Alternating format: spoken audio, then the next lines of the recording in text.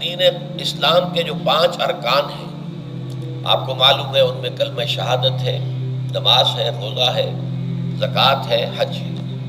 تو ان میں سے ایک رکن جو ہے صیام، روزہ، اس کے بارے میں اس کے جملہ احکام، ابتدائی احکام کیا تھے، تکمیلی احکام کیا تھے، پھر اس کی حکمتیں درجہ بدرجہ۔ روزہ محض روزہ ہوتا تو اس کی حکمت کیا تھی، مقصد کیا تھا، اور روزے کے ساتھ رمضان مبارک کا پروگرام قیام اللیل کو شامل کیا گیا تو اس کا مقصد کیا ہے، اس کا مطلوب کیا ہے، اس کا مقصود کیا ہے۔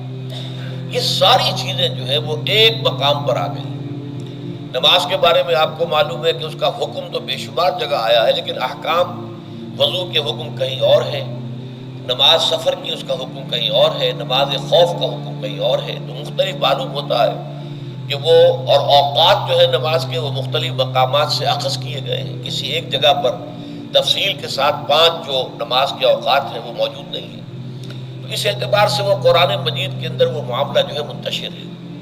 اسی طرح زکوٰۃ کا معاملہ ہے کہ زکوٰۃ کا حکم تو بے شمار مرتبہ آیا ہے، اس کے احکام قرآن میں نہیں ہے۔ اس کا نصاب کیا ہے، کس کے ذمے زکوٰۃ واجب ہے، اس کا پھر اس کی کیا ریشو ہے، کیا نسبت ہے، کیا مقدار ہے، کہیں نہیں ہے، یہ احادیث سے۔ حج کا معاملہ ہے تو وہ بھی کم سے کم 2 مقامات پر، بلکہ اس سے زائد مقامات پر آپ کو اس کا ذکر ملے گا۔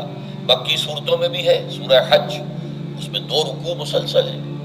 پھر مدنی صورتوں میں سے سورہ بقرہ، اس کے بعد جو ہے 23ویں رکوع کے بعد 24 اور 25واں رکوع پورا جو ہے وہ حج کے مناسک پر مشتمل ہے۔ اس سے کچھ پہلے جو ہے وہ سعی بین الصفا والمروہ جو ہے اس کا ذکر 20ویں رکوع کے آخر میں آ چکا ہے۔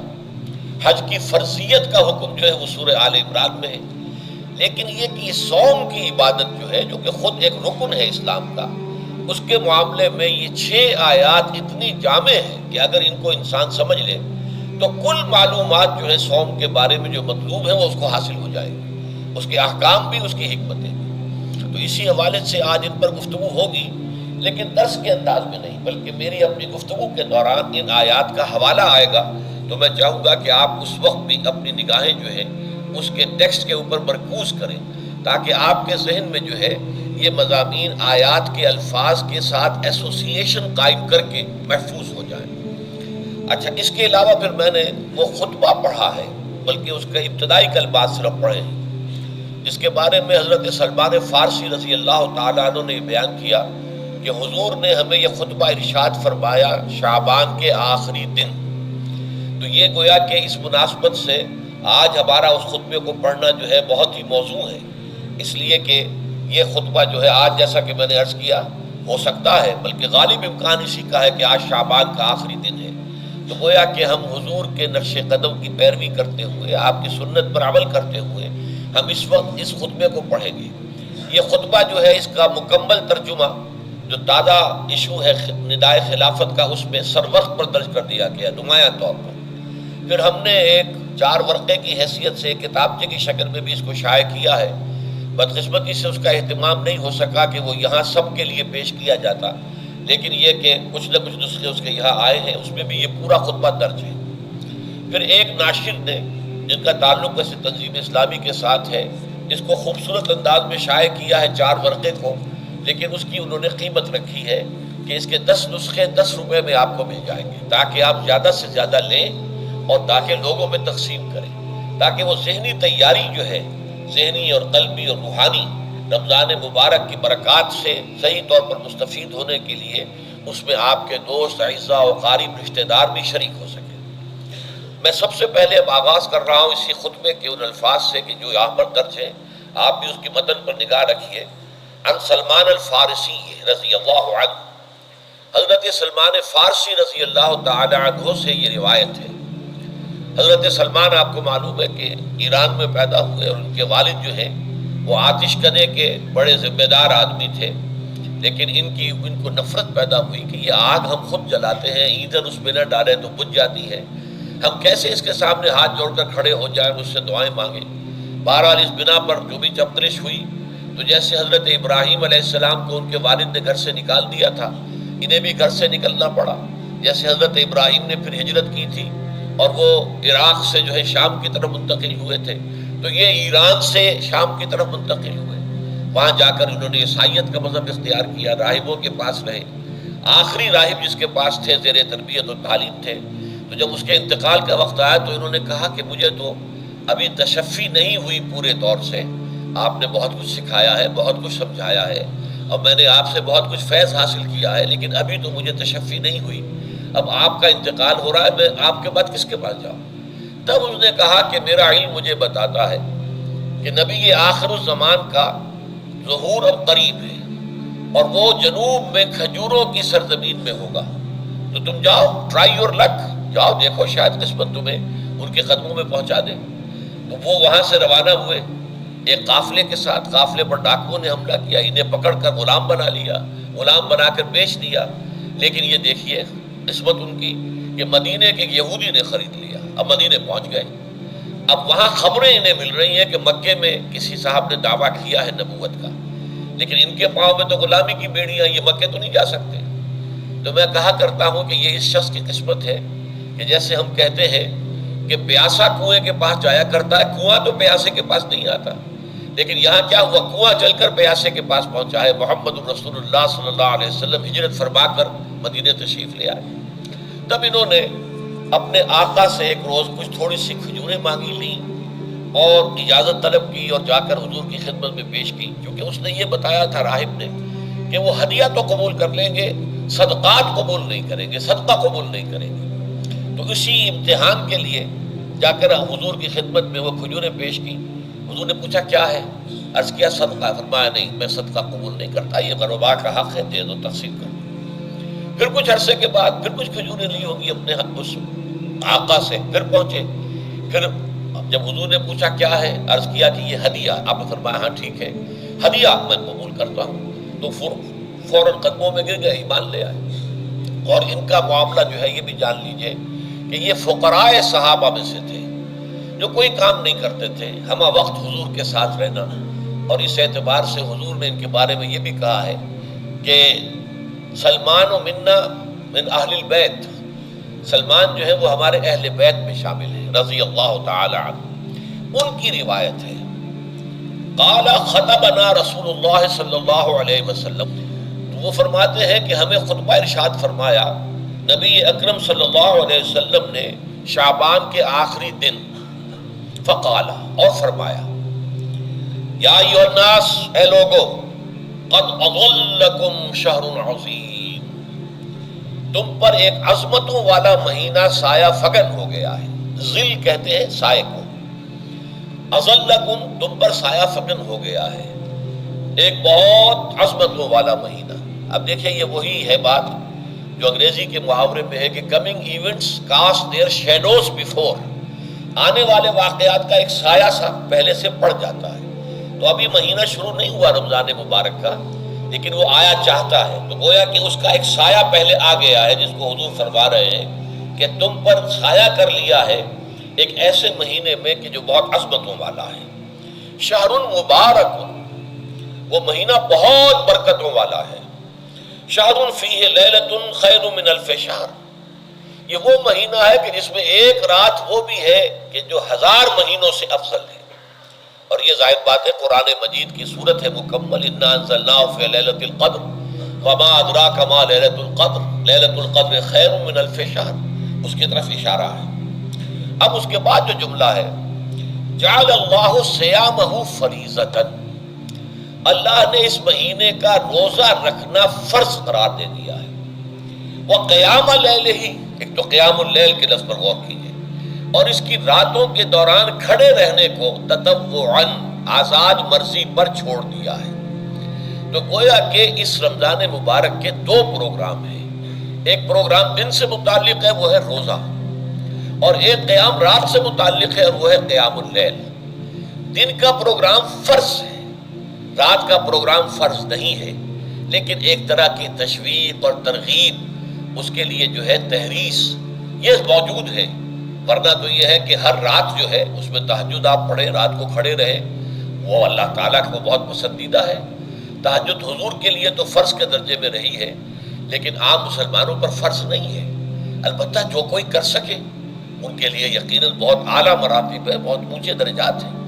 تو وہ تو کسی بھی شب میں پورے سال آپ کریں، لیکن اس کے لیے خاص طور پر چونکہ اہتمام کیا گیا، لہذا جعلہ کا جو فعل ہے اس کے مفعول میں جہاں یہ شامل ہے، نمبر ایک جعل اللہ صیامہ فریضۃ، روزہ رکھنا فرض قرار دے دیا، اور اس کی راتوں کو کھڑے رہنا یہ تمہاری مرضی پر چھوڑ دیا، اسے فرض نہیں کیا ہے۔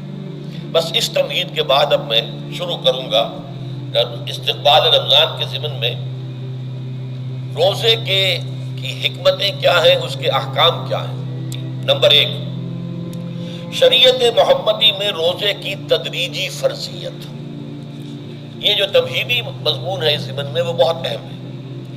پہلی بات یہ جان لیجئے کہ اہل عرب جو ہیں، قریش بھی، اہل مکہ اور قریش کے تابع بقیہ تمام بنی اسماعیل بھی، اور ان کے تابع جو بھی عرب میں دوسرے قبیلوں کے لوگ تھے کہ جو عربی تھے اور مشرک تھے، وہ سب اس کے اندر مراد ہیں۔ تو فرمایا گیا کہ ان لوگوں میں روزے کی عبادت معروف نہیں تھی۔ یا تو یہ ہے کہ حضرت ابراہیم علیہ السلام کے زمانے میں روزے کی عبادت تھی ہی نہیں، کیونکہ یہ لوگ اپنے قول کے مطابق ملت ابراہیم پر تھے، لیکن یہ ہے کہ بہرحال روزے کی عبادت سے ناآشنا تھے۔ کیا وجہ ہے یہ ہم نہیں جانتے۔ آپ کو معلوم ہے نماز سے وہ واقف تھے، اگرچہ اس کا حلیہ انہوں نے بگاڑ دیا تھا، تالیاں بجاتے تھے، سیٹیاں بجاتے تھے یہ، لیکن نماز کہتے تھے اسے نماز۔ طواف سے وہ واقف تھے، اگرچہ اس کے ضمن میں اتنی گھناؤنی حرکت بھی کی تھی کہ مرد اور عورتیں وہ بالکل برہنہ ہو کر طواف کرتے تھے، تو اسے بہت فضیلت والی بات سمجھتے تھے، بہت خدا رسیدگی کی بات سمجھتے تھے کہ کامل برہنہ ہو کر طواف کیا جائے، لیکن بہرحال طواف تھا۔ اسی طرح قیام عرفہ، قیام منی یہ بھی موجود تھے۔ تو حج کے بھی بہت سے ارکان جو ہیں ان کے ہاں معروف تھے، اور ویسے خیرات و صدقات، چاہے زکوٰۃ ایک خاص نظام کے تحت نہیں تھی، لیکن زکوٰۃ و صدقات، بھوکوں کو کھانا کھلانا، یہ ان کے ہاں اعلیٰ اقدار میں یہ چیزیں شامل تھیں، اخلاقیات کے اونچے مقامات میں۔ کہ صوم کا ان کے ہاں قطعاً کوئی ذکر نہیں تھا، روزے کی عبادت جو ہے ان کے ہاں بالکل نہیں تھی۔ البتہ صوم کا لفظ موجود تھا، یہ لفظ وہ استعمال کرتے تھے اپنے گھوڑوں کے لیے، روزہ رکھواتے تھے گھوڑوں کو۔ اس کا پس منظر یہ ہے کہ ان کے ہاں آپ کو معلوم ہے کہ لڑائی، دنگا فساد، جنگ، اور یہ کہ غارت گری کرنا، لوٹ مار کرنا، یہ تمام ان عرب قبائل کا پیشہ تھا، اصل پیشہ یہی تھا۔ اس میں ان کے پاس دو جانور تھے، ایک تو اونٹ جو ہے وہ ان کی جو آب و ہوا ہے، ان کے جو حالات ہیں اس کے ساتھ پوری مطابقت رکھتا ہے، یعنی اسے کئی دن کھانے کو نہ ملے اسے پرواہ نہیں، ہفتہ بھر پانی نہ ملے اسے کوئی پرواہ نہیں۔ اس اعتبار سے دھوپ کی کتنی ہی جو ہے تپش ہو، اونٹ کو کچھ نہیں کہتی، لیکن یہ کہ وہ سست رفتار جانور ہے۔ لڑائی کے لیے، جنگ کے لیے، خاص طور پر غارت گری جہاں کرنی ہو، جہاں جا کر گویا کہ ڈاکہ مارنا، پھر دوڑنا ہے، بھاگنا ہے، واپس جانا ہے، تو انہیں گھوڑے کی ضرورت ہوتی تھی جو سریع الرفتار ہے، لیکن گھوڑے میں یہ اوصاف نہیں تھے۔ وہ بھوک کو برداشت نہیں کر سکتا، مزمحل ہو جائے گا، وہ پیاس کو برداشت نہیں کر سکتا، مزمحل ہو جائے گا، وہ دھوپ کو برداشت نہیں کر سکتا، مزمحل ہو جائے گا، اور اگر یہ گھوڑا مزمحل ہو جائے تو سوار کا کیا حشر ہوگا، وہ آپ اس سے اندازہ کر لیجئے کہ اصل میں تو پھر ہلاکت سوار کی ہوگی۔ اس لیے وہ اسے تیار کرتے تھے جنگ کی صعوبتوں کو برداشت کرنے کے لیے۔ اس کا دانہ پانی بند کر دیا، اور اس کا منہ جو ہے وہ عرب بدو جو ہوتا تھا خود تو اپنا چہرہ اور سر لپیٹ لیتا تھا کپڑے کے اندر، جب وہ چلتی تھی ان کے ہاں باد سموم، تیز آگ جیسی ہوا جو ہے جس کے اندر ریت کے ذرات بھی ایسے ہوتے تھے گویا کہ کسی پہاڑ کی جو ہے اس کے اندر کی ریت جو ہے وہ چلی آ رہی ہے، تو گھوڑے کا رخ ادھر کر کے کھڑے کر دیتے تھے اس کو، خود اپنے منہ پر ڈاٹا واٹا باندھا ہوا اپنی حفاظت کے لیے، تاکہ اس کے اندر دھوپ کی سختی برداشت کرنے کی عادت پیدا ہو جائے، پیاس کی برداشت کرنے کی عادت پیدا ہو جائے، بھوک کو برداشت کرنے کی۔ اس کو کہتے تھے صوم۔ صوم کے لفظی معنی رک جانا۔ اب یہ کھانے پینے سے رکا ہوا ہے، اور یہ دھوپ کی سختیاں برداشت کرنے کے لیے دھوپ کے اندر، اور وہ جو آتی تھی وہاں پہ باد سموم، اس کے اندر بھی اس کا سامنا کرنے کے لیے تیار ہے۔ تو یہ پس منظر ہے روزے کا لغوی اعتبار سے، اور یہ کہ اہل عرب جو ہے پرانے وہ اس عبادت سے ناواقف تھے، لہٰذا ہمیں پورے مکی قرآن میں اس کا کہیں ذکر نہیں ملتا۔ البتہ مدینے میں جب حضور تشریف لائے اور صحابہ کرام ہجرت کے بعد، تو یہاں آپ نے دیکھا کہ یہودی جو ہے وہ روزہ رکھتے ہیں یوم عاشورہ کا، 10 محرم کا. تو حضور نے دریافت کیا کہ یہ تم 10 محرم کو روزہ کیوں رکھتے ہو؟ تو انہوں نے کہا کہ یہ دن ہماری نجات کا دن ہے.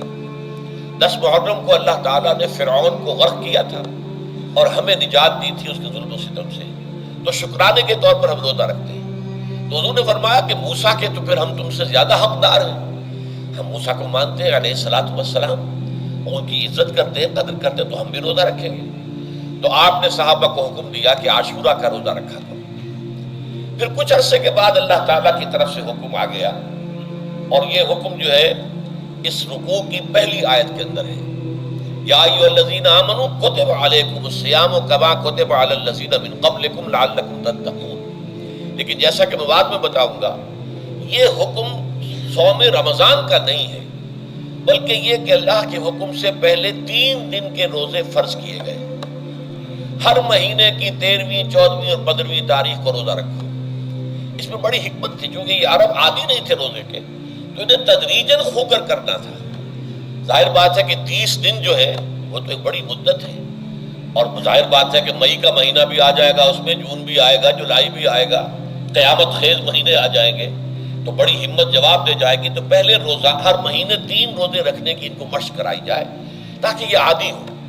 یہ 3 روزے اگر مئی میں بھی آ گئے، جون میں بھی آ گئے، تب بھی ٹھیک ہے، اس کو انسان 3 دن کی تو مشقت برداشت کر سکتا ہے. تو پہلے یہ کیا گیا، لیکن اس کے ضمن میں یہ حکم دے دیا گیا، اس کو کہتے ہیں وجوب علی التخییر.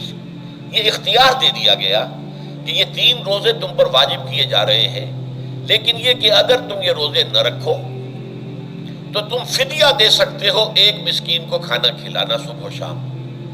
یہ ہے وجوب علی التخییر. دوسری رعایت یہ دی گئی کہ اگر کوئی شخص ان 3 تاریخوں میں بیمار ہو یا سفر پر ہو تو وہ تعداد دوسرے دنوں میں پوری کر لے. یہ ہے گویا کہ سب سے پہلا حکم جو دیا گیا ہے.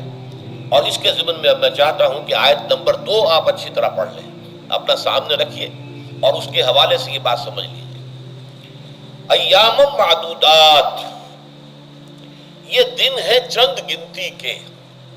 مجھے حیرت ہوتی ہے کہ جدید جو مفسرین ہیں جنہوں نے اردو میں ترجمے کیے ہیں، تفسیریں کی ہیں، ان سب کے نگاہوں سے یہ بات اوجھل رہی کہ یہ در حقیقت رمضان کے روزے کا ذکر نہیں ہے، بلکہ اس ابتدائی حکم سے متعلق ہے کہ جو ہر مہینے میں 3 دن کے روزے رکھنے کا حضور نے دیا تھا. لیکن یہ کہ میرا اپنا ذاتی واقعہ یہ ہے زندگی کا، اور یہ اہم واقعات میں سے ہے. میں جب میڈیکل کالج میں پڑھتا تھا، سمجھیے 19-20 سال کی میری عمر، اس وقت بھی مجھے یہ احساس ہوا تھا کہ یہ جو 2 آیات آئی ہیں یہاں ایک دوسرے کے تقابل میں، یہ بیک وقت نازل نہیں ہو سکتی، ان میں وقفہ ہوگا. اور یقیناً پہلا حکم کسی اور پس منظر میں ہے، دوسرا حکم جو بعد میں ہم دیکھیں گے وہ کسی اور پس منظر میں ہے. تو میری رائے یہ تھی، اور میں اس پر قائم بھی تھا، بیان بھی کرتا تھا، لیکن ڈرتا تھا، اس لیے کہ اس وقت تک جتنی تفسیریں میں نے دیکھی تھی، ترجمے دیکھے تھے، ان میں سے کسی نے یہ بات کہی نہیں تھی. تو ایک آدمی اپنی رائے کے اوپر اتنی بڑی بات کہہ دے تو میں ڈرتا رہتا تھا، لیکن کہتا تھا کہ میری رائے یہی ہے. پھر اتفاق سے جماعت اسلامی ہند کا ترجمان ہوتا تھا ماہنامہ زندگی، عروج احمد قادری صاحب اس کے مدیر تھے. وہ جو ایک پرچہ آیا اس میں انہوں نے تنقید کی تھی مولانا سید انور شاہ بخاری رحمۃ اللہ علیہ پر، کہ کشمیری رحمۃ اللہ علیہ سے ان کے اوپر یہ تنقید کی تھی کہ انہوں نے یہ عجیب بات کہہ دی ہے کہ یہ جو حکم ہے یہ رمضان کا نہیں ہے، بلکہ رمضان سے پہلے جو حضور نے حکم دیا تھا 3 دن کے روزے رکھنے اس سے متعلق ہے. اب مجھے اس کے اوپر پورا اطمینان ہو گیا کہ اگر سید محمد انور شاہ کاشمیری رحمۃ اللہ علیہ کی رائے یہ ہے تو متفق گردید رائے بو علی بارائے من، مجھے اب اس سے زیادہ اور کسی سند کی ضرورت نہیں. بعد میں نے جب تفسیر کبیر اور امام رازی رحمۃ اللہ علیہ کی اس کا بھی مطالعہ شروع کیا تو میں حیران ہوا کہ سلف میں تو یہ رائے کثرت سے موجود تھی. کیا سبب ہوا ہے کہ آج کے دور کے جو مترجمین اور مصنفین ہیں ان کی نگاہوں سے بالکل یہ بات اوجھل ہو گئی؟ اس معاملے کو میں حل آج تک نہیں کر سکا. لیکن اب میں پورے تیقن سے آپ سے کہہ رہا ہوں کہ یہ جو پہلی 2 آیتیں ہیں ان کا تعلق صوم رمضان سے نہیں ہے، بلکہ ان کا تعلق ہے وہ 3 دن کی. اس کی سب سے بڑی دلیل اس کے اندر موجود ہے، ایام معدودات، گنتی کے چند دن. اب 30 یا 29 دن جو ہے وہ گنتی کے چند دن نہیں ہو سکتے، تو اچھی بڑی تعداد ہے. پھر یہ ہے کہ یہ معدودات جو ہے اس کو کہا جاتا ہے جمع قلت. یہ زیادہ سے زیادہ 9 پر اس کا اطلاق ہوتا ہے، اس وزن پر جو جمع آتی ہے۔ اور اس میں جو ہے خود قرآن مجید میں حج کے سلسلے میں منا کے قیام کے ضمن میں الفاظ آئے ہیں، ایام معدودات فمن تعجل فی یومین فلا اسم علیہ ومن تاخر فلا اسم علیہ۔ منا میں قیام ہے گنتی کے چند دن، تو جو 2 دن ہی میں جلدی کر کے وہاں سے واپس ہو جائے اس پہ بھی کوئی گناہ نہیں ہے، اور جو مؤخر کر کے 3 دن پورے کرے اس پر بھی کوئی گناہ نہیں۔ تو وہاں پر بھی نظیر موجود ہے کہ 2 یا 3 دن پر اس کا اطلاق ہو رہا ہے۔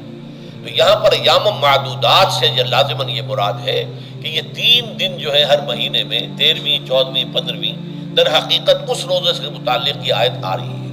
اور یہ بھی نوٹ کر لیجئے کہ رمضان کے روزے کی فرضیت کے بعد بھی حضور کا معمول اور آپ کے صحابہ کا، اور جو بھی ہمارے ہاں اتباع کرتے ہیں حضور صلی اللہ علیہ وسلم کا نوافل میں بھی ان کا یہ معمول ہے۔ ہر مہینے میں یہ 3 روزے حضور بعد بھی رکھتے تھے، اور آپ کے بہت سے صحابہ رکھتے تھے، اور آج بھی ہمارے ہاں بہت سے لوگ جو دیندار ہیں اور جن کے اندر یہ جذبہ ہے اتباع سنت کا، وہ رکھتے ہیں۔ 13ویں، 14ویں اور 15ویں تاریخوں کا ان کو ایام 20 کہتے ہیں۔ اس کی راتیں روشن ہوتی ہیں، 13ویں رات، 14ویں رات، 15ویں رات۔ چاند جو ہے اس کے اندر آپ کو معلوم ہوتا ہے 14ویں کو تو مکمل ہوتا ہی ہے، 13ویں اور 15ویں کا بھی تقریباً مکمل ہے۔ تو ایام 20 کے روزے جو ہیں بعد میں بھی برقرار رہے ہیں، لیکن نفلاً۔ فرض اس کے بعد جو ہے وہ رمضان کے روزے ہو گئے۔ ایام معدودات یہ دن ہے گنتی کے۔ فمن کان منکم مریض او علی سفر فعدۃ من ایام اخر، تو جو کوئی بھی تم میں سے ہو بیمار یا سفر پر تو وہ تعداد پوری کر لے دوسرے دنوں میں۔ گویا کہ اب اگلی کیا ایک تو یہ رعایت ہو گئی، دوسری رعایت وعلی الذین یطیقونہ فدیۃ طعام مسکین، اور ان لوگوں کے ذمے کے جو اس کی طاقت رکھتے ہوں، یعنی مریض بھی نہیں ہے، صحت مند ہے، روزہ رکھ سکتے ہیں، سفر بھی نہیں ہے، سفر پر نہیں ہے، مقیم ہے، روزہ رکھ سکتے ہیں، پھر بھی نہ رکھیں تو ان کے لیے بھی ایک اختیار، اسی لیے میں نے لفظ استعمال کیا تھا وجوب علی التخییر، واجب تو ہے لیکن اس میں ایک اختیار دے دیا گیا ہے۔ وہ اختیار کیا ہے؟ فدیۃ طعام مسکین، تو پھر یہ ہے کہ ایک مسکین کو کھانا کھلا دینا۔ فدیہ کہتے ہیں کسی چیز کا بدل ہو جائے، جیسے کہ جنگی مجرم ہے اس کا فدیہ ہے، گویا کہ اس کو دے کر وہ پھر آزاد ہو جائے گا، فدیہ اس کو کہتے ہیں۔ ففدیۃ طعام مسکین، لیکن یہ ہے کہ فمن تطوع خیرا فهو خیر اللہ، اور جو نیکی سے خیر کرنا چاہے مزید تو وہ اس کے لیے بہتر ہے۔ ایک کے بجائے 2 کو کھلائے، 3 کو کھلائے، 4 کو کھلائے، 10 کو کھلائے، تو یہ تو ترغیب ہے، لیکن کم سے کم ایک مسکین کو کھانا کھلانا 2 وقت کا۔ وَأَن تَصُومُوا خَيْرٌ لَكُمْ، اب دیکھیے یہ لفظ بول رہے ہیں، اگر تم روزہ رکھو تو یہ تمہارے حق میں بہتر ہے، یعنی اگرچہ اختیار تمہیں دے دیا ہے، اختیار یہ ہے کہ روزہ رکھو، اگر نہ رکھو تو فدیہ دے دو ایک مسکین کا کھانا، لیکن اگر تم روزہ رکھو ان کنتم تعلمون، اگر حقیقت میں تم علم رکھتے ہو کہ روزے کے اندر کیا کیا برکات ہیں، تو تمہیں روزہ لازماً رکھنا چاہیے۔ تشویق اور ترغیب موجود ہے، لیکن یہ کہ اس کی فرضیت یا وجوب نہیں ہے۔ یہ تھا ابتدائی حکم روزے کی ضمن میں۔ اب اس کے بعد اگلی آیت جو ہے اس کے بھی پہلے حصے کو مت پڑھیے، شہر رمضان الذی انزل فیہ القرآن، اس کے بارے میں تو بعد میں گفتگو ہوگی، بینات من الہدی والفرقان، لیکن اگلا جملہ فمن شہد منکم الشہر فلیصم، اب یہ رمضان کے روزے کی فرضیت کا حکم آیا ہے۔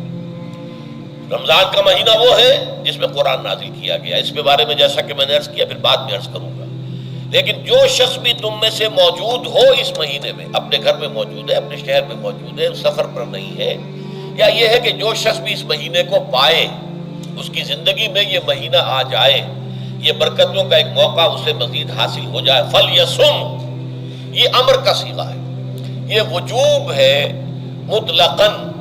اب اس میں جو 2 رعایتیں پہلے دی گئی تھی ان میں سے ایک کو برقرار رکھا،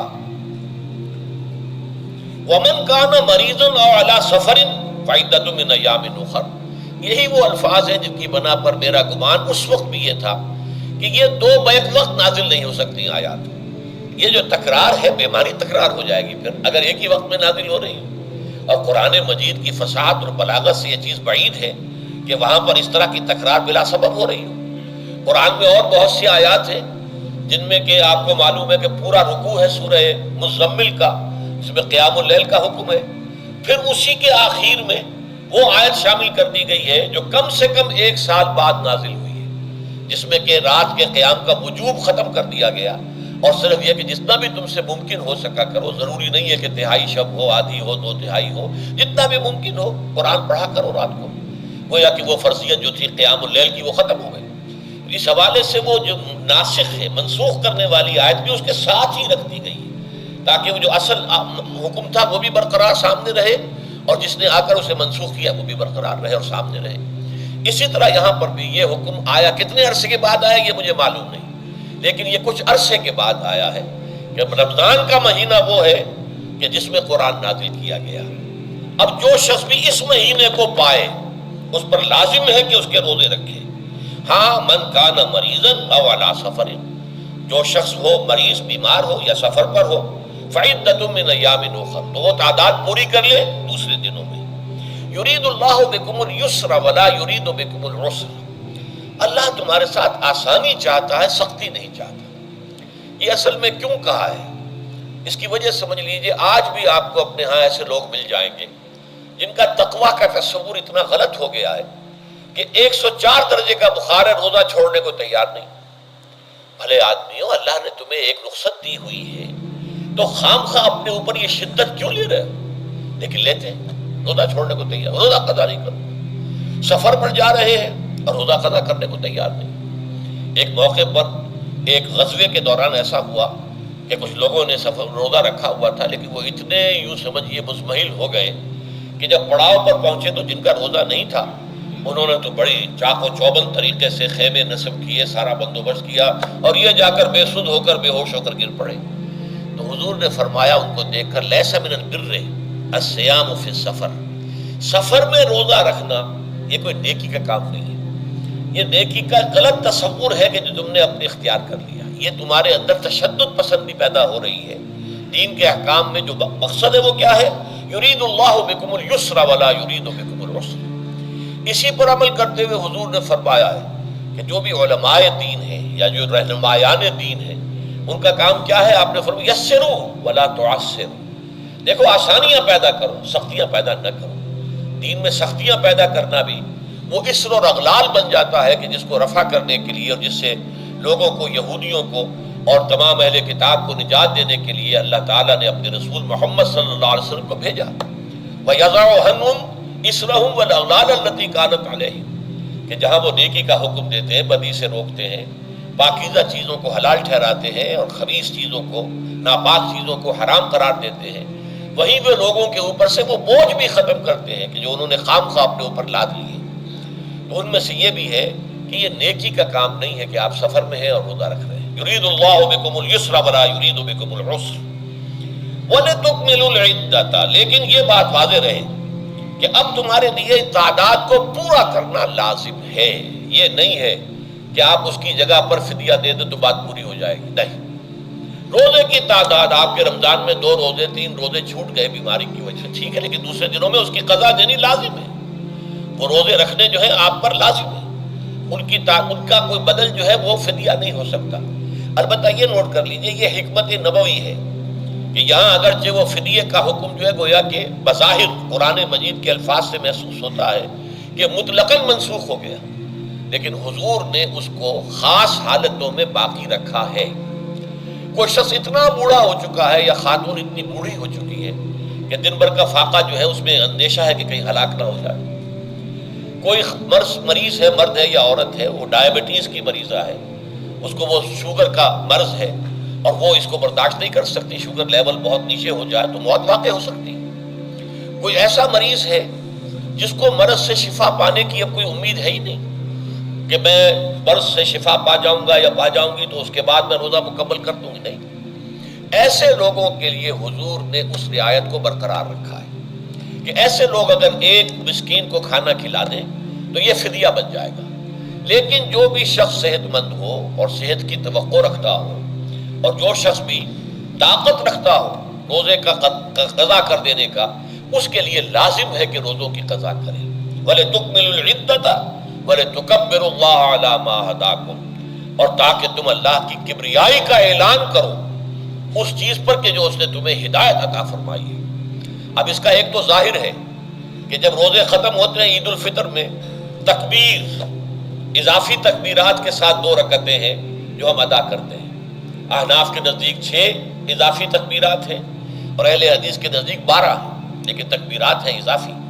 اور تو یہ کہ جاتے ہوئے اور آتے ہوئے عید کے لیے آپ جا رہے ہیں تو تکبیرات پڑھتے ہوئے جائیے، واپس آ رہے ہیں تکبیر پڑھتے ہوئے آئیے، اور یہ بھی کہ جاتے ہوئے راستہ کوئی اور، آتے ہوئے راستہ کوئی اور اختیار کیجئے تاکہ پورا شہر پوری بستی جو ہے تکبیر کی آواز سے گونج جائے۔ یہ ظاہر ہے، باطن اس کا کیا ہوگا؟ اللہ کی کبریائی کا اعلان کرو، اللہ کی کبریائی کو نافذ کرنے کی کوشش کرو۔ جب اللہ نے تمہیں ہدایت دے دی ہے، تمہیں اپنے دین حق سے نواز دیا ہے، اب تمہارا فرض ہے کہ اس کو قائم کرو، اس کے لیے جد و جہد کرو، اس کے لیے تن من دھن لگاؤ، اس کے لیے جان اور مال سے جہاد کرو۔ وَلِتُكَبِّرُوا اللَّهَ عَلَى مَا هَدَاكُمْ وَلَعَلَّكُمْ تَشْكُرُونَ، اور تاکہ تم واقعتاً شکر کرو۔ اس پر بھی گفتگو بعد میں ہوگی۔ یہ حکمت صوم کے حوالے سے ہے یہ لفظ۔ اس کے بعد جو ہے ایک آیت چھوڑ کر پھر اگلی 5ویں آیت پڑھیے۔ یہ ہے تکمیلی احکام۔ ابتدائی احکام آ گئے، نمبر 2 میں صوم رمضان کا حکم آ گیا۔ نمبر 3 پر ہوا کیا تھا کہ جب روزوں کا حکم دیا گیا تو چونکہ مثال آپ نے رکھی تھی یہود کی کہ یہود جو ہے عاشورہ کا روزہ رکھتے ہیں تو ہم بھی کیوں نہ رکھیں، مسلمانوں تم بھی رکھو۔ اس سے گمان یہ کیا گیا کہ جو احکام یہود کی شریعت میں ہے روزے کے، شاید وہی ہماری شریعت میں بھی ہے، اور ان کی شریعت میں یہ تھا کہ رات کو سو گئے تو روزہ شروع ہو گیا، اور وہ روزہ اب نہ کوئی سحری ہے نہ رات میں کے دوران کوئی میاں اور بیوی جو ہے وہ ہم بستری کر سکتے ہیں، بلکہ یہ کہ وہ روزہ صبح سے لے کر پھر جب رات کے بعد صبح آئے گی، صبح سے پھر دوپہر اور شام اور غروب آفتاب پر جا کر روزہ ختم ہوگا۔ گویا کہ کم و بیش 20 گھنٹے کا روزہ یا 21 گھنٹے کا روزہ، کیونکہ اگر غروب آفتاب کے 3 گھنٹے بعد آدمی سو گیا تو وہاں سے جو روزہ شروع ہوا ہے تو غروب آفتاب پر اگلے روز جو ہے وہ ختم ہوگا، تو ہو جائے گا 20-21 گھنٹے کا روزہ۔ یہ روزے کا حکم لوگوں نے سمجھا، اس کی صراحت کوئی نہیں تھی، لیکن لوگ جو ہے چونکہ صراحت منفی بھی نہیں تھی مثبت بھی نہیں تھی، لہذا وہ رات کے وقت میں جب جو دن ہوتے تھے روزوں کے، ان کی راتوں میں وہ اپنی جو بھی ایک طبعی ضرورت ہے جو ہم بستری ہے میاں اور بیوی کی، شوہر اور بیوی کی، وہ کر گزرتے تھے۔ جذبات کے اندر جو بھی اس وقت ان کی احتیاج ہوئی، دل میں کھٹک رہتی تھی کہ پتہ نہیں ہم نے یہ صحیح کام کیا نہیں کیا، غلط کیا، تو اس سے یہ کہ ظاہر بات ہے کہ پھر قرآن مجید اسے قرار دے رہا ہے اپنے آپ سے خیانت کرنا۔ جب انسان اپنے ضمیر کے خلاف کوئی بات کر رہا ہو تو چاہے وہ بات صحیح ہے لیکن وہ اسے گناہ سمجھ کے کر رہا ہے تو اس نے تو گناہ کیا، وہ اپنے آپ سے تو خیانت کر رہا ہے۔ ایک شخص ہے وہ بکری کا گوشت کھا رہا ہے لیکن سمجھتا یہ کہ یہ سور کا گوشت ہے، تو اس نے تو سور ہی کا کھایا نا، اس نے بکری کا تو نہیں کھایا، لیکن اس نے سمجھا یہ کہ یہ سور کا گوشت اور کھا رہا ہے۔ تو اس حوالے سے ایک دغدغہ سا دل میں رہتا تھا، پریشانی۔ تو اب جو یہ 5ویں آیت ہے، طویل ترین آیت ہے اس سلسلے کی، اس میں روزے کے تکمیلی احکام آ گئے جو ابدی ہیں، آج تک قائم ہیں اور قیامت تک قائم رہیں گے۔ فرمایا احل لکم لیلۃ الصیام الرفث الی نسائکم، اے مسلمانوں روزے کی راتوں میں تمہارے لیے حلال کر دیا گیا ہے اپنی بیویوں سے اپنی خواہش کا پورا کرنا۔ رفث الی نسائکم ہن لباس لکم وانتم لباس لہن، وہ تمہارے لیے بمنزلہ لباس ہیں، جیسے لباس کے اور انسان کے بدن کے درمیان کوئی حجاب نہیں ہوتا، ایسے ہی شوہر اور بیوی کے درمیان بھی کوئی حجاب نہیں رہتا۔ ہن لباس لکم وانتم لباس لہن، اور ویسے بھی ایک معنی میں کہ جیسے لباس آپ کو گرمی کی شدت سے بچاتا ہے، ورنہ ہو سکتا ہے کہ تیز دھوپ جو ہے جو عرب میں ہوتی تھی وہ تو آپ کی کھالوں کو جلا دے، تو یہ حفاظت کا ایک ذریعہ بھی ہے۔ اسی طریقے سے شوہر کے لیے بیوی اپنی عفت و عصمت کو برقرار رکھنے کے لیے ایک ذریعہ ہے کہ کہیں حرام میں منہ نہ مارے، بیوی موجود ہے، حلال ذریعے سے اپنی خواہش پوری کرے۔ اور بیوی کے لیے شوہر اسی طریقے سے ایک ڈھال بن جاتا ہے کہ اسے خام خواہ ادھر ادھر دیکھنے کا کوئی خیال بھی کبھی نہ آئے، اس کی جو بھی نفسانی خواہش ہے اس کی شوہر پورا کر رہا ہے۔ تو اس اعتبار سے بھی ہن لباس لکم وانتم لباس لہن، علم اللہ انکم کنتم تختانون انفسکم، اللہ کے علم میں ہے کہ تم اپنے آپ سے خیانت کر رہے تھے۔ اس کی وضاحت میں پہلے کر چکا ہوں کہ دل میں یہ دغدغہ تھا کہ یہ حرام کام اور کر رہے ہیں، یہ گویا کہ اپنے آپ سے خیانت، اللہ سے بغاوت نہیں تھی۔ کیوں؟ کہ اللہ تعالیٰ کی طرف سے تو حکم تمہیں معلوم تھا ہی نہیں ابھی، آیا اس کی اجازت ہے یا نہیں ہے؟ لیکن اپنے آپ سے تو خیانت کر رہے ہو نا، تم یہ سمجھ رہے تھے کہ یہ نہیں ہونا چاہیے، یہ گویا کہ ممنوع ہے اور کر رہے تھے، تو اس کو کہا کہ تم اپنے آپ سے خیانت کر رہے تھے۔ علم اللہ انکم کنتم تختانون انفسکم فتاب علیکم، تو اللہ نے تم پر اپنی رحمت اور مغفرت کے ساتھ توجہ فرمائی، یعنی جو کچھ اب تک ہو چکا ہے اسے اللہ نے معاف کر دیا، اسے صاف کر دیا، کلین سلیٹ۔ اب تمہارا جو اعمال نامہ ہے اس میں اس طرح کا اگر کوئی عمل درج ہو گیا ہے تو وہ اللہ نے صاف کر دیا ہے۔ وعفا عنکم، اور تمہیں معاف بھی کر دیا ہے۔ فالآن باشروہن، تو اب تم ان کے ساتھ جو بھی تعلق زن و شو ہے اس کو اختیار کر سکتے ہو۔ فالآن باشروہن وابتغوا ما کتب اللہ لکم، اور حاصل کرو وہ کچھ جو کچھ اللہ نے تمہارے لیے لکھ دیا ہے۔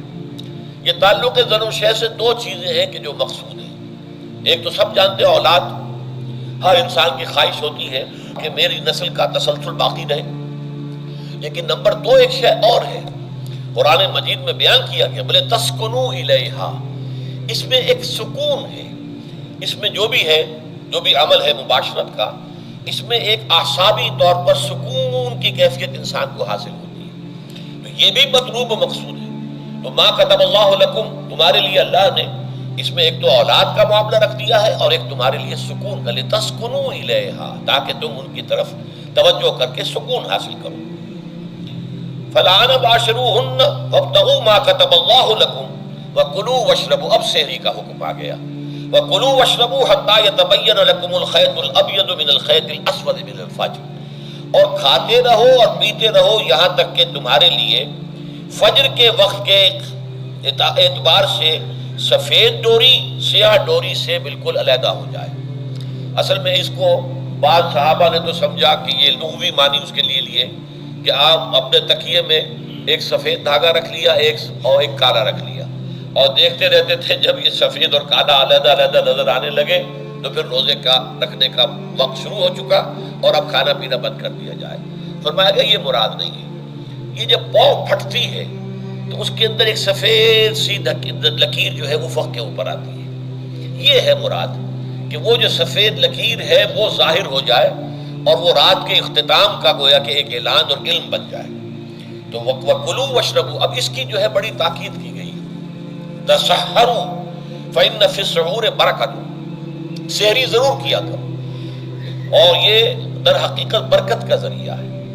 یہ بھی آپ نے فرمایا ہمارے اور یہود کے روزے کے مابین جو فرق ہے وہ سحری ہے، یہ سحری، کیونکہ روزہ جو ہے وہ فجر سے لے کر اور غروب آفتاب تک ہے، طلوع آفتاب سے نہیں، فجر سے، جبکہ وہ سفیدہ سحر جس کو ہم کہتے ہیں نمودار ہو جائے، طلوع آفتاب کو ابھی 1.5 گھنٹے بعد ہوگا کہیں جا کر، لیکن اس وقت جو ہے روزہ شروع، غروب آفتاب پر ختم۔ اس حوالے سے اس سے پہلے کھانا پینا، اور اس میں بھی فرمایا گیا کہ بعض لوگ بہت زیادہ احتیاط کرتے ہیں، وہ صحیح نہیں ہے، اس لیے کہ فجر کے لیے اذان جب دیتے تھے تو اس میں بعض حضرات ذرا جلدی کرتے تھے، حضور نے فرمایا کہ نہیں دیکھو یہ ذرا جلدی کر دیتے ہیں، اگر تم میں سے کسی کے ہاتھ میں پیالہ ہے، ابھی وہ کچھ کھا رہا ہے، اذان ہو گئی ہے، تو وہ اپنا پیالہ پورا کر لے، اس میں بھی تشدد کی ضرورت نہیں، جیسے کہ اس سے پہلے ہم پڑھ چکے یسروا ولا تعسروا، یرید اللہ بکم الیسر ولا یرید بکم العسر، اللہ تمہارے ساتھ آسانی چاہتا ہے، سختی نہیں چاہتا۔ تو اسی طرح فرمایا وَكُلُوا وَاشْرَبُوا حَتَّى يَتَبَيَّنَ لَكُمُ الْخَيْطُ الْأَبْيَضُ مِنَ الْخَيْطِ الْأَسْوَدِ مِنَ الْفَجْرِ ثُمَّ أَتِمُّوا الصِّيَامَ إِلَى اللَّيْلِ، پھر اب روزے کو پورا کرو رات تک۔ إِلَى اللَّيْلِ میں پھر بڑی بحثیں ہوئی ہیں، اس لفظ کی مناسبت سے اہل تشیع اس کے قائل ہیں کہ جب کہ خوب اندھیرا ہو جائے، لیکن اہل سنت کا اجماع ہے کہ غروب آفتاب اس سے مراد ہے، اس لیے کہ آغاز رات کا غروب آفتاب کے ساتھ ہے، اور اس میں بھی احادیث کے اندر آیا ہے کہ تعجیل کرنی چاہیے۔ بعض لوگ وہی جو میں نے عرض کیا کہ تقویٰ کے تحت جو ہے جیسے کہ سفر میں بھی روزے رکھتے ہیں، یا 104 بخار کے درجے میں بھی وہ روزہ قضا کرنے کو تیار نہیں ہوتے، ایسے ہی وہ تاخیر کرتے ہیں اپنے تقوی کے حساب سے، کہیں ایسا نہ ہو، کوئی غلطی نہ ہو جائے، کہیں یہ نہ ہو جائے، کہیں وہ نہ ہو جائے، تو پھر اس کے اندر وہ افطار میں، تو آپ نے فرمایا کہ قوم جو ہے اسی وقت صحیح رہے گی جبکہ وہ افطار میں عجلت سے کام لے، یعنی سحری کے اندر بہت زیادہ جلدی کرنے کی ضرورت نہیں، اگر اذان ہو رہی ہے اس کے دوران بھی اگر کچھ کھا پی رہے ہو تو کھا پی لو، مکمل کر لو۔ اسی طریقے سے افطار کے اندر جو ہے وہ تاخیر کرنے کی ضرورت نہیں، سورج کے غروب کے ساتھ افطار کر لو۔ وَلَا تُبَاشِرُوهُنَّ وَأَنْتُمْ عَاكِفُونَ فِي الْمَسَاجِدِ، ہاں اپنی بیویوں سے تم مباشرت نہ کرو، تعلق زن و شوق قائم نہ کرو جبکہ تم مسجدوں کے اندر معتکف ہو۔ یہ اعتکاف کا ذکر ہو گیا۔ رمضان کے آخری عشرے میں یہ اعتکاف جو مسنون ہے کہ 21ویں شب سے شروع ہو جائے گا، یعنی 20واں روزہ ختم ہوا اس کے ساتھ یہ اعتکاف شروع ہو گیا، اور پھر اعتکاف مسنون جو ہے وہ جب تک کہ چاند نظر نہ آ جائے شوال کا، عید کا، تو اس وقت تک یہ اعتکاف جاری رہے گا۔ یہ ہے مسنون اعتکاف۔ اس کی کیا حکمت ہے وہ میں بعد میں عرض کروں گا۔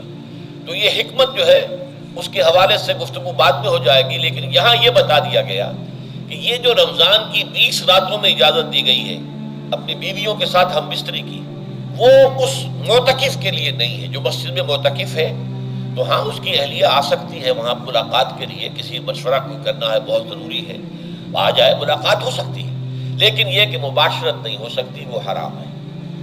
فرمایا وَلَا تُبَاشِرُوهُنَّ وَأَنْتُمْ عَاكِفُونَ فِي الْمَسَاجِدِ تِلْكَ حُدُودُ اللَّهِ، یہ اللہ کی حدود ہے، شریعت اسلامی کی یہ حدود ہے۔ فَلَا تَقْرَبُوهَا، تو ان کے قریب تک مت جاؤ۔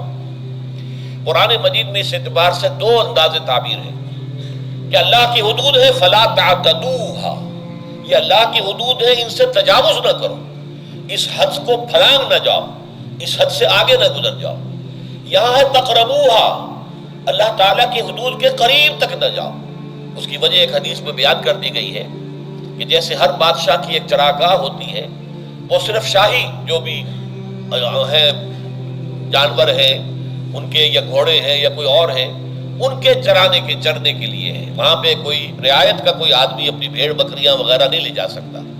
وہ حما کہلاتا تھا کہ یہ شاہ کے لیے مخصوص ہے، لکل ملک حمن وحم اللہ محارمہ، اللہ بھی بادشاہ ہے کائنات کا، ارض و سما کا، اس نے بھی جن چیزوں کو حرام کر دیا ہے وہ حما ہے، اس میں داخل نہیں ہونا تمہیں۔ تو فرمایا کہ جو چرواہا اپنی بھیڑوں کو بالکل اس کی آخری حد تک لے جائے گا تو اندیشہ ہے کہ کوئی بھیڑ کوئی بکری چھلانگ لگائے اور اس چراگاہ میں داخل ہو جائے۔ اس لیے کیپ ایٹ اے ڈسٹینس، ایک فاصلے پر رہو۔ احتیاط کا تقاضا یہ ہے کہ اس آخری حد کے قریب نہ جاؤ، فلا تقربوها، اس کے قریب نہ جاؤ۔ ان حدود کی تو سختی کے ساتھ پابندی کرنی ہے۔ ان کے لیے یہ ہے کہ ان کو نہ صرف یہ کہ ان سے تجاوز نہیں کرنا، بلکہ ان سے ذرا کچھ فاصلے ہی پر اپنے آپ کو رکھنا ہے۔ كَذَلِكَ يُبَيِّنُ اللَّهُ آيَاتِهِ لِلنَّاسِ، اسی طریقے سے اللہ تعالیٰ واضح کرتا ہے اپنی آیات کو لوگوں کے لیے، وَلَعَلَّهُمْ يَتَّقُونَ، اور تاکہ وہ پھر تقویٰ کریں، بچیں۔ جب احکام معلوم ہو گئے اب بچنا آسان ہے، جب احکام معلوم نہیں تو اندیشہ ہے کہ کہیں کسی حرام کے اندر جو ہے وہ ملوث ہو جائے۔ جیسے کہ ایک حدیث میں آتا ہے کہ الحلال بین والحرام بین وبینہما مشتبہات، حلال کیا ہے یہ بھی واضح ہے، حرام کیا ہے یہ بھی واضح ہے، البتہ ان دونوں کے مابین کچھ چیزیں ہوتی ہیں متشابہات، پتہ نہیں حلال ہے کہ حرام ہے، تو تم بچو، ان چیزوں سے بھی بچو، اس لیے کہ اس کے اندر حرام ہونے کا اندیشہ ہے نا، لہذا ان سے بھی بچو۔ جو صریحاً حلال ہے اسی پر اکتفا کرو، جن کے بارے میں تعین نہیں ہو پا رہا ہے کہ وہ حلال ہے، البتہ یہ بھی ثابت نہیں ہو رہا ہے کہ وہ حرام ہے، تو ان سے بچ، یہ تقویٰ کا تقاضا ہے۔ اگرچہ قانونی اعتبار سے یہ کہا جائے گا کہ وہ مباح ہے، جس شے کی حرمت کا ثبوت ہمیں کتاب اللہ اور سنت رسول سے نہ ملے وہ مباح ہے، لیکن یہ ہے کہ تقویٰ کا تقاضا یہ ہے۔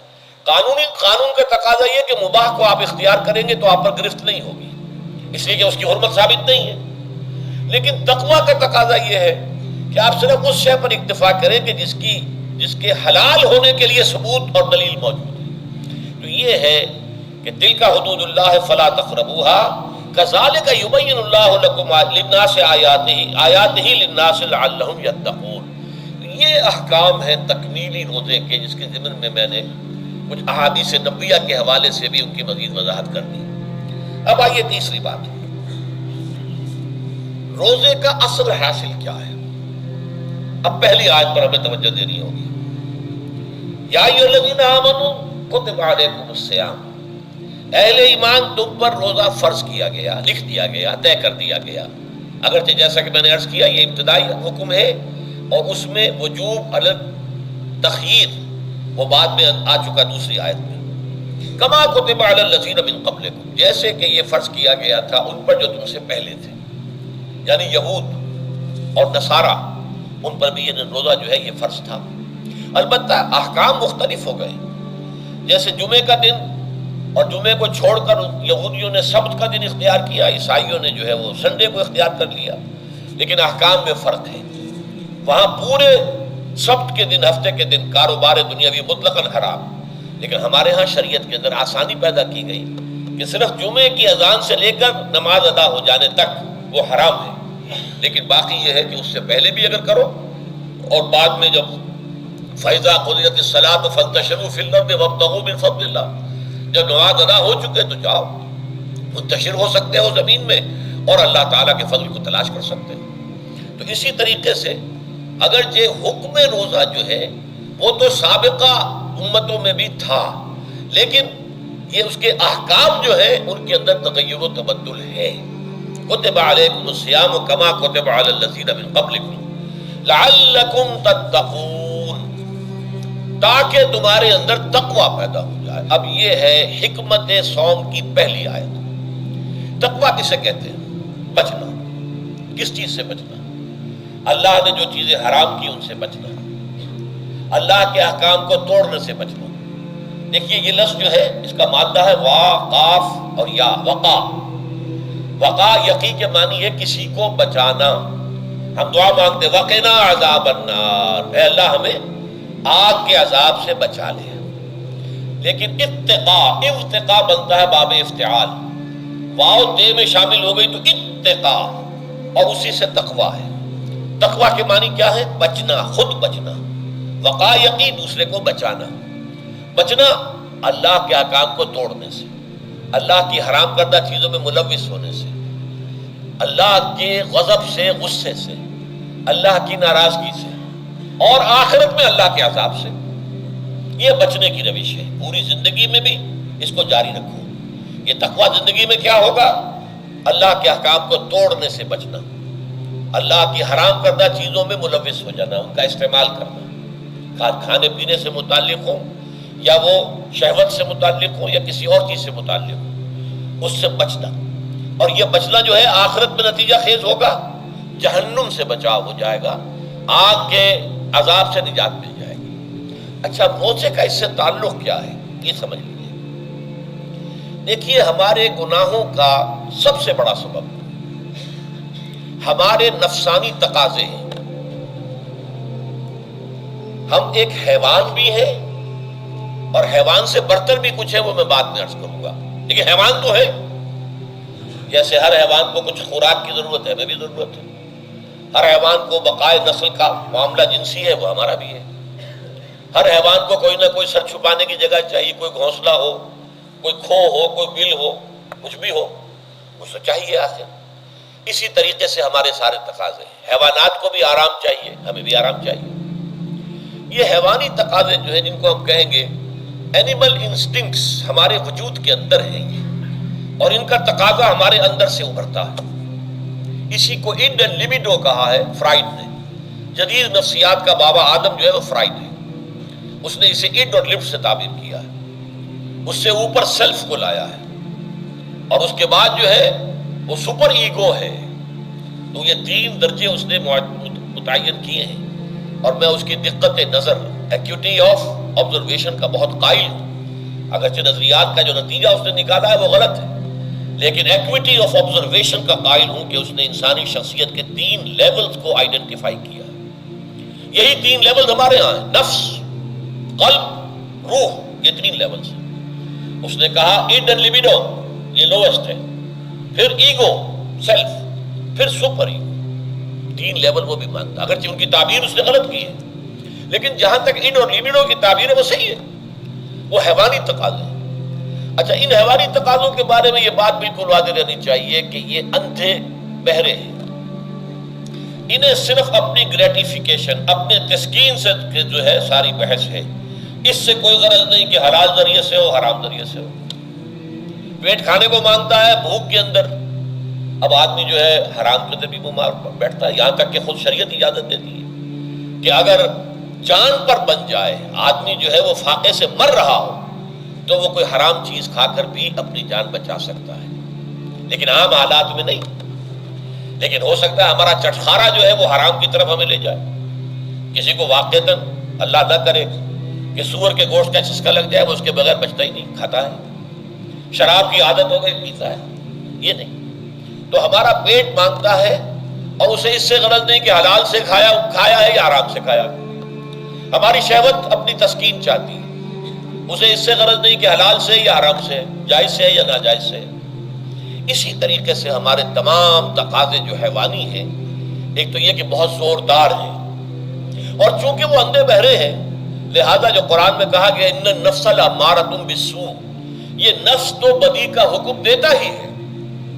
یہ گویا کہ اس کے اندر رجحان جو ہے انہیرنٹ ہے کہ وہ بدی کی طرف انسان کو ترغیب دلاتا ہے، چاہے وہ اپنی ضروریات سے متعلق ہو، چاہے چٹخاروں سے متعلق ہو، چاہے جو بھی لذت اسے درکار ہے اس سے متعلق ہو، چاہے وہ جنسی لذت ہے اور چاہے وہ طعام کی، یعنی جسے ہم کہتے ہیں کہ انسان جو ہے وہ اپنے پیٹ اور فرج کا غلام بن کر رہ جائے، اس لیے کہ جو تقاضا بھی آیا ہے اس کو وہ پورا کر رہا ہے۔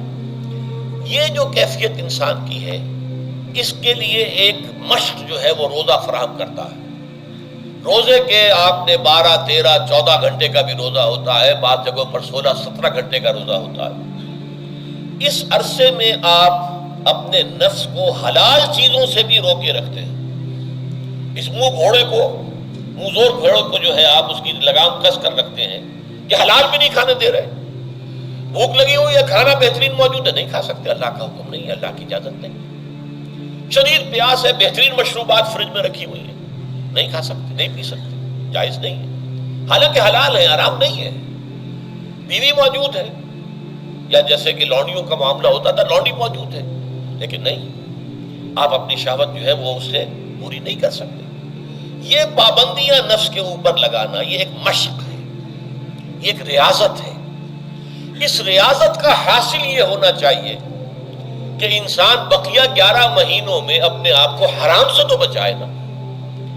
یہاں وہ حلال سے رکا ہوا ہے اللہ کے حکم سے، کہ حلال چیز بھی نہیں کھا رہا، دن بھر نہیں پی رہا، دن بھر نہیں اپنی کوئی شہوت پوری کر رہا، دن بھر حلال ذرائع سے بھی، تو اس سے اس کے اندر یہ ایک، اس کو ہم کہیں گے سیلف کنٹرول پیدا ہو جائے، اپنے نفس کو قابو میں کر لے۔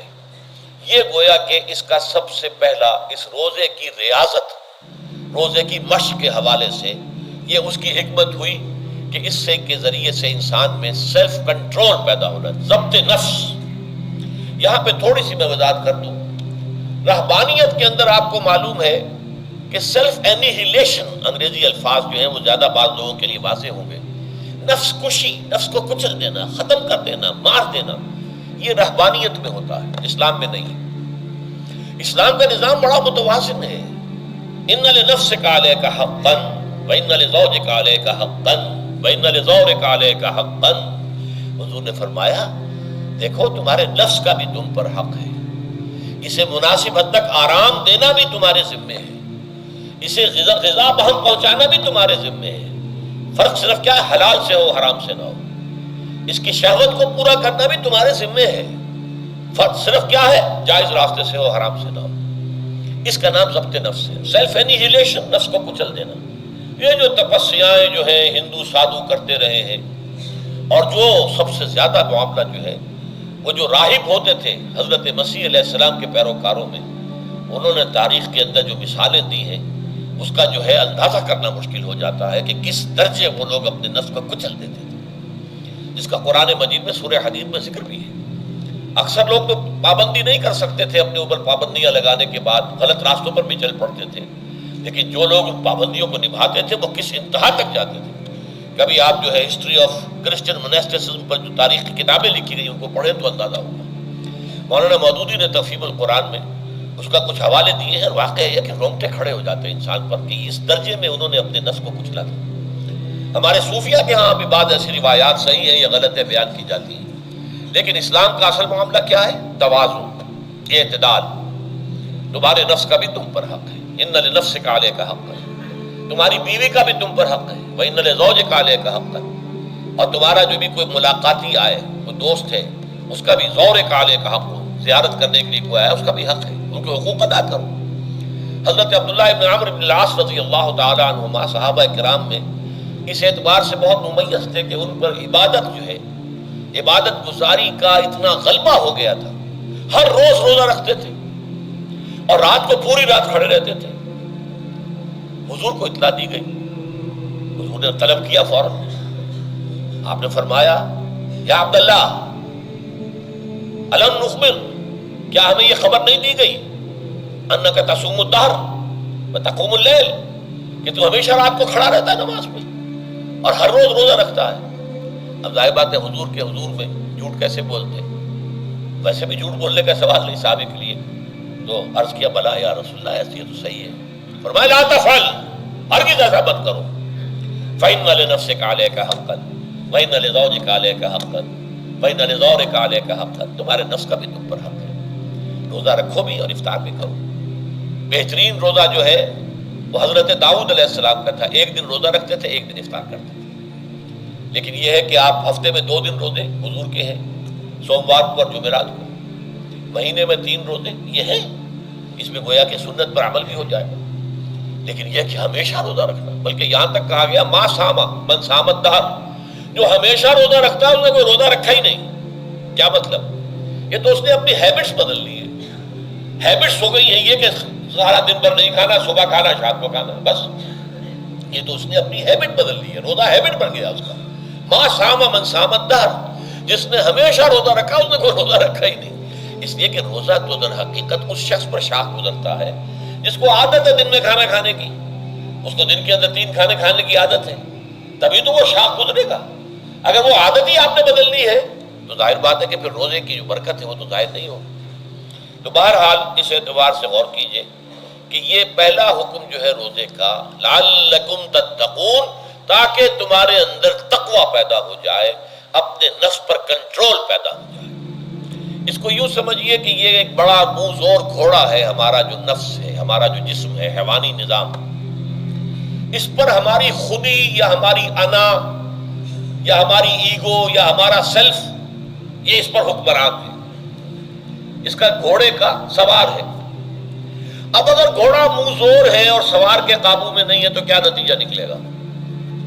اب وہ گھوڑے کے اختیار میں ہے، سوار صاحب کی جان جو ہے وہ جا کر پٹک دے، کہیں کسی کھائی میں گرائے، کسی اور جگہ گرائے، وہ تو گویا کہ اس کے رحم و کرم پر ہے۔ ہاں اگر سوار تکڑا ہے اور سوار نے جو ہے گھوڑے کو قابو میں کیا ہوا ہے، اس کی رانوں میں بھی جان ہے، دبایا ہوا ہے گھوڑے کو اپنی رانوں کے درمیان، تو ظاہر بات ہے کہ اب یہ گھوڑا جو ہے بہت بڑی ایسٹ ہے اس کے لیے۔ اب گھوڑا ادھر جائے گا جدھر سوار نہیں جانا چاہے گا، سوار اپنے مقصد اپنی منزل تک پہنچے گا گھوڑے کے ذریعے سے، اور اگر برعکس ہے جیسا کہ میں عرض کر چکا ہوں تو وہ سوار جو ہے وہ گھوڑے کے رحم و کرم پر ہے۔ یہی معاملہ ہے، ہماری خودی یا ہماری انا یا ہمارا ایگو، یہ در حقیقت یہ راکب ہے اور ہمارا وجود حیوانی یہ مرکب ہے، یہ گھوڑا ہے۔ اگر ہم قابو یافتہ ہوں اپنے اس گھوڑے کے اوپر تو یہی جسم ہمارے لیے ایک بہت بڑا ایسٹ ہے۔ ہاتھوں سے نیکی کمائیں گے، پاؤں سے نیکی کمائیں گے، آنکھوں سے نیکی کمائیں گے، کانوں سے نیکی کمائیں گے، یہ ساری نیکیاں کمانے کا ذریعہ بن جائے گا۔ تلاوت قرآن سن رہے ہیں تو کانوں کی نیکی ہو رہی ہے، قرآن دیکھ کر پڑھ رہے ہیں تو آنکھوں کی نیکی ہو رہی ہے۔ یہ سارے ہمارے اعصاب، ہمارے تمام اعضاء و جوارح نیکی کا ذریعہ ہے۔ لیکن اگر کہیں یہ ہمارا نفس امارہ ایڈ اور لیبیڈو ہم پر قابو پا لے تو پھر ہم اس کے رحم و کرم پر ہیں، پھر وہ ہمیں جس کھائی میں چاہے گا گرا دے گا۔ تو اس اعتبار سے روزہ مجرد ابھی روزے کی بات ہو رہی ہے، وہ روزہ خاص طور پر کہ جس کا حکم پہلے دیا گیا تھا، ایام معدودات، اس کے بارے میں اس کی حکمت، مجرد روزے کی حکمت کیا ہے؟ ضبط نفس۔ اسی ضبط نفس کا دوسرا نام تقویٰ ہے۔ آپ اپنے نفس پر قابو یافتہ ہیں اور پھر اللہ کے سامنے جھک رہے ہیں، یہ ہوئی نا اصل بات۔ آپ اللہ کے سامنے تو جھک رہے ہیں، اے اللہ میں تیری بندگی کرتا ہوں اور کروں گا، نفس پر قابو ہے ہی نہیں، تو آپ کا یہ کہنا مہمل ہو جائے گا، نفس کا تقاضا ابھرے گا اور آپ اس کے آگے ہاتھ جوڑ کر کھڑے ہو جائیں گے۔ تو گویا کہ جو آپ نے کہا تھا ایاک نعبد و ایاک نستعین، اس کی پیروی کرنا، اس کو پورا کرنا، اس کا تقاضا بجا لانا آسان کام نہیں ہے۔ جو بھی گویا مسلمانوں پہ لرزم کہ دانم مشکلات لا ادارہ، جب میں کہتا ہوں کہ میں مسلمان ہوں تو میں مجھ پر کب کب طاری ہوتی ہے، اس لیے کہ مجھے معلوم ہے کہ لا الہ کہنے کا مقصد کیا ہے، مطلب کیا ہے، اس کے تقاضے کیا ہیں۔ تو روزہ مجرد روزے کی غرض و غایت تقویٰ یا ضبط نفس یعنی سیلف کنٹرول، اور اس سیلف کنٹرول کے ساتھ اپنے پورے وجود کو اللہ کے سامنے جھکا دینا، یہ عبادت ہے۔ اب آئیے اس عبادت کے لیے، روزے کے لیے رمضان کا مہینہ کیوں منتخب کیا گیا بالآخر؟ پہلے تو وہ ہر مہینے کے 3 دن تھے، بالآخر مستقل تا قیام قیامت اور رمضان کا مہینہ ہے۔ اس کی علت کیا ہے؟ ظاہر بات ہے کہ سارے 12 مہینے اللہ ہی کے ہیں، ہفتے کے سارے دن اللہ ہی کے ہیں، دنوں میں سید الایام جمعے کا دن ہے، مہینوں میں سید الاشہر، یہ جتنے مہینے ہیں ان میں سردار جو ہے مہینوں کا وہ رمضان مبارک ہے۔ کیوں ہے؟ اب آپ پڑھیے تیسری آیت، شہر رمضان الذی انزل فیہ القرآن، رمضان کا مہینہ وہ ہے جس میں قرآن نازل کیا گیا۔ اور اس کی مزید کیا ہے تشریح کہ رمضان ہی میں وہ لیلۃ القدر ہے جس میں قرآن نازل کیا گیا۔ اب یہاں 2 چیزیں علیحدہ علیحدہ سمجھ لیجیے۔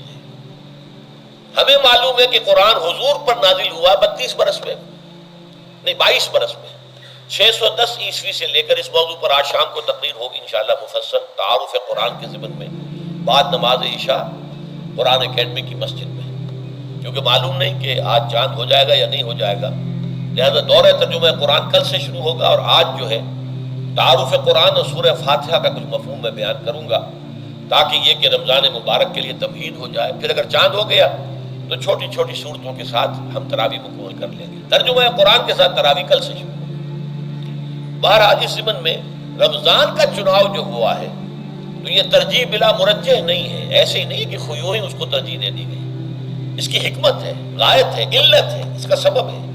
رمضان کا مہینہ وہ ہے جس میں قرآن نازل کیا گیا، اسی میں وہ لیلۃ القدر ہے جس میں قرآن نازل کیا گیا، اگرچہ ہم جانتے ہیں کہ حضور پر قرآن نازل ہوا ہے 22 برس میں، 610 عیسوی سے 632 تک۔ اس معمے کو کیسے حل کریں گے؟ اس کا حل کیا ہے؟ رمضان مبارک کی ایک شب مبارک لیلۃ القدر میں پورا قرآن لوح محفوظ سے دفعتاً پورا کا پورا سمائے دنیا، پہلا آسمان جو ہے ہمارا، اس کے اوپر نازل کر دیا گیا۔ اس کے لیے لفظ انزلہ، انزلہ ینزل انزالن کے معنی ہے دفعتاً کسی چیز کو اتار دینا، اور نزلہ ینزل تنزیلا کے معنی ہے رفتہ رفتہ درجہ درجہ درجہ درجہ درجہ اتارنا۔ اعلام، عالم یعلم اعلاما، کسی شے کو خبردار کر دینا، بتا دینا، بس ہم نے بتا دیا تم جانو تمہارا کام۔ تعلیم یہ ہے اس کو درجہ بدرجہ سمجھانا، اس کے دماغ میں اتارنا، دیکھنا کہ اتنی بات سمجھ گیا تو اگلی بات سمجھانا، یہ سمجھ میں آ گئی تو اگلی بات، تعلیم اس کو کہتے ہیں۔ تو انزال دفعتاً اتار دینا، تنزیل رفتہ رفتہ تدریجاً تھوڑا تھوڑا کر کے اتارنا۔ تو حضور پر تنزیل ہوئی ہے، فَإِنَّهُ نَزَّلَهُ عَلَىٰ قَلْبِكَ، جبرائیل نے اس قرآن کو تھوڑا تھوڑا تھوڑا تھوڑا کر کے نزلناہ تنزیلا رتلناہ ترتیلا، ہم نے تھوڑا تھوڑا کر کے اتارا ہے۔ لیکن لیلۃ القدر میں جو ماہ رمضان مبارک کی شب ہے آخری عشرے کی، اس میں پورا قرآن اتار دیا گیا تھا لوح محفوظ سے سمائے دنیا تک۔ شہر رمضان الذی انزل فیہ القرآن ھدی للناس وبینات من الھدی والفرقان، یہ قرآن کیا ہے، کیا بنا کر نازل کیا گیا؟ یہ حال ہے، یہ لوگوں کے لیے، پوری نوع انسانی کے لیے ہدایت ہے، اور یہ ہدایت بینات کی شکل میں آئی، واضح تعلیمات جن میں کوئی شک و شبہ کی گنجائش نہیں، از خود روشن۔ بینہ اسے کہتے ہیں وہ شے جو از خود روشن ہو، جس کو ہم کہتے ہیں کہ آفتاب آمد، دلیل آفتاب، جب سورج طلوع ہو گیا تو اپنے وجود پر وہ خود دلیل ہے، اسے کسی اور دلیل سے ثابت کرنے کی ضرورت نہیں ہے، از خود واضح۔ تو بینات من الہدی، جو قرآن کی بنیادی ہدایت ہے وہ بینات پر مشتمل ہے، واضح چیز ہے، جو انسان کے لیے، اس کی فطرت کے لیے جانی پہچانی چیزیں ہیں، یہ کوئی باہر کی چیز نہیں آ رہی ہے، اس کے قلب کی گہرائیوں کے اندر یہ سب کچھ موجود ہے، اور اس کی گواہی اس کے قلب کی گہرائیوں سے نکلتی ہے کہ ہاں دیکھنا تقریر کی لذت کی، جو اس نے کہا میں نے یہ جانا کہ گویا یہی میرے دل میں ہے، اس نے تو میرے اپنی فطرت کی ترجمانی کی ہے۔ والفرقان بینات من الہدا والفرقان، یہ بینات کا اطلاق فرقان پر بھی ہو رہا ہے، حق و باطل کے اندر فرق کر دینے والی شے۔ بین صورت میں یہ حق ہے، یہ باطل ہے، یہ جائز ہے، یہ ناجائز ہے، یہ غلط ہے، یہ صحیح ہے۔ یہ ہے قرآن مجید کی عظمت کا بیان۔ ویسے تو عظمت قرآن مجید کے اندر بہت سے مقامات پر آئی ہے اور بڑے ہی پرشکو انداز میں بھی آئی ہے، لیکن یہ اس وقت موقع نہیں ہے اس میں جانے کا۔ یہاں جو قرآن کا تعارف کرایا گیا، ھدی للناس وبینات من الہدی والفرقان، اور یہ رمضان میں نازل کیا گیا، لہٰذا رمضان کا مہینہ جو ہے اس عبادت کے لیے خاص اور مختص کر لیا گیا۔ فمن شہد منکم الشہر فلیصم، تو جو کوئی بھی تم میں سے اس مہینے کو پائے یا اس میں مقیم ہو، وہ لازماً روزہ رکھے۔ میں بیان کر چکا ہوں، یہ وجوب علی العین ہے، اس کے اندر اب اختیار نہیں ہے، لیکن یہ کہ اگر ومن کان منکم مریضا او علی سفر فعدۃ من ایام اخر۔ اب دیکھیے، یہ جو رمضان مبارک کو منتخب کیا گیا جو نزول قرآن کا مہینہ ہے، تو اس میں ایک دوہرا پروگرام رکھ دیا گیا ہے جو قرآن مجید میں تو واضح طور پر نہیں کہا گیا، اس لیے کہ اگر قرآن میں اس طور سے آ جاتا تو فرض ہو جاتا، اسے تطوعاً رکھا گیا ہے، لہذا اس کا ذکر قرآن میں نہیں ملے گا۔ موجود ہے کہ جب اس مہینے کو چنا ہی اس لیے گیا ہے کہ یہ نزول قرآن کا مہینہ ہے، لہذا اس کے لیے جو ہم نے پڑھا تھا وہ خطبہ، وہ آپ اس کو پلٹ لیجئے۔ جعل اللہ صیامہ فریضۃ وقیام لیلہ تطوعا، اللہ نے اس مہینے کا روزہ رکھنا تو فرض قرار دے دیا ہے، اور اس کا قیام اللیل، راتوں کو کھڑے رہنا، یہ مرضی پر چھوڑ دیا ہے، جو کر سکے، جو بھی ہمت کرے، ترغیب و تشویق ہے۔ اب دیکھیے ترغیب و تشویق کے لیے دوسری حدیث جو یہاں پر ہے، عن ابی ہریرہ رضی اللہ عنہ قال، حضرت ابو ہریرہ سے مروی ہے رضی اللہ عنہ کہ انہوں نے فرمایا، قال رسول اللہ صلی اللہ علیہ وسلم، کہ اللہ کے رسول نے فرمایا صلی اللہ علیہ وسلم، من صام رمضان ایمانا و احتسابا غفر له ما تقدم من ذنبه، جس نے رمضان میں روزے رکھے ایمان کے ساتھ، یقین کے ساتھ، اور احتساب، اللہ سے اس کے اجر کی امید میں، غفر له ما تقدم من ذنبه، اس کے پچھلے تمام گناہ معاف ہو جاتے ہیں۔ یہ نوٹ کیجئے کہ اس سے مراد گناہ کبیرہ نہیں ہے، گناہ صغیرہ ہے۔ گناہ کبیرہ کے لیے توبہ شرط ہے، گناہ صغیرہ جو ہے وہ ان چیزوں سے دھل جاتے ہیں۔ لیکن اب دیکھیے، ومن قام رمضان ایمانا و احتسابا، اور جو کوئی کھڑا رہا رمضان میں، یعنی قیام اللیل، ایمان اور احتساب کے ساتھ، غفر له ما تقدم من ذنبه۔ اب تیسری بات، ومن قام لیلۃ القدر ایمانا و احتسابا، اور جو کھڑا رہا قیام اللیل جس نے کیا ہے لیلۃ القدر میں ایمان اور احتساب کے ساتھ، غفر له ما تقدم من ذنبه، متفق علیہ۔ یہ حدیث بخاری اور مسلم دونوں کی ہے۔ اب یہاں جو بات میں چاہتا ہوں کہ آپ پر واضح ہو جائے، اس حدیث میں دونوں چیزوں کو پیرلل لایا گیا، من قام رمضان من صام رمضان، پیرلل، بالکل متوازی، ہم وزن اعتبار سے، من صام رمضان ایمانا و احتسابا غفر له ما تقدم من ذنبه، من قام رمضان ایمانا و احتسابا غفر له ما تقدم من ذنبه۔ اب سوال پیدا ہوتا ہے قیام اللیل سے مراد کیا ہے؟ یہاں پہ میں ذرا تراویح کی کا جو پس منظر ہے وہ بیان کر دینا چاہتا ہوں۔ دیکھیے، جیسا کہ ہم نے خطبے میں بھی دیکھ لیا، اللہ نے قیام اللیل جو ہے اسے فرض نہیں ٹھہرایا، تطوعا، قرآن مجید میں بھی اس کا کوئی ذکر نہیں، احادیث میں اس کی تشویق و ترغیب پوری موجود ہے۔ ایک اور حدیث بھی ہم بعد میں پڑھیں گے اس پر۔ اس کا پس منظر کیا تھا کہ اس کو چھوڑ دیا گیا۔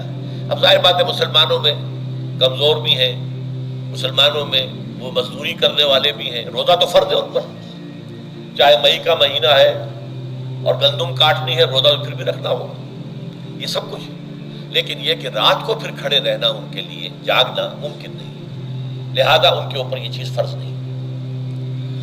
حضور نے تراویح کی نماز یا قیام اللیل نہ اسے فرض قرار دیا، نہ اس کے بعد جماعت کوئی اہتمام کیا مستقل، صرف 3 راتیں آپ نے جماعت کروائی ہے، اس میں 8 رکعتیں آپ نے پڑھی ہیں کہ جو آپ کا معمول تھا تہجد کا، وہ پڑھی، اور تہجد کے وقت ہی جماعت کرائی ہے۔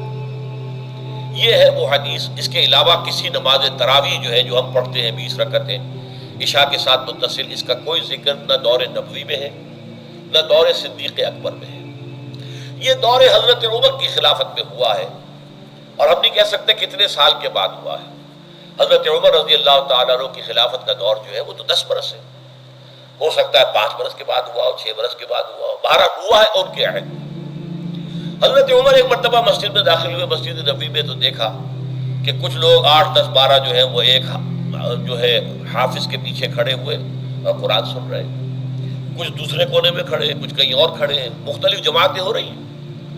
تو انہوں نے سوچا کہ کیوں نہ ان سب کو ایک امام کے پیچھے جمع کر دیا جائے، اور اس کے لیے لوگوں کی سہولت کے لیے عشاء کے ساتھ متصل رکھ دیا جائے.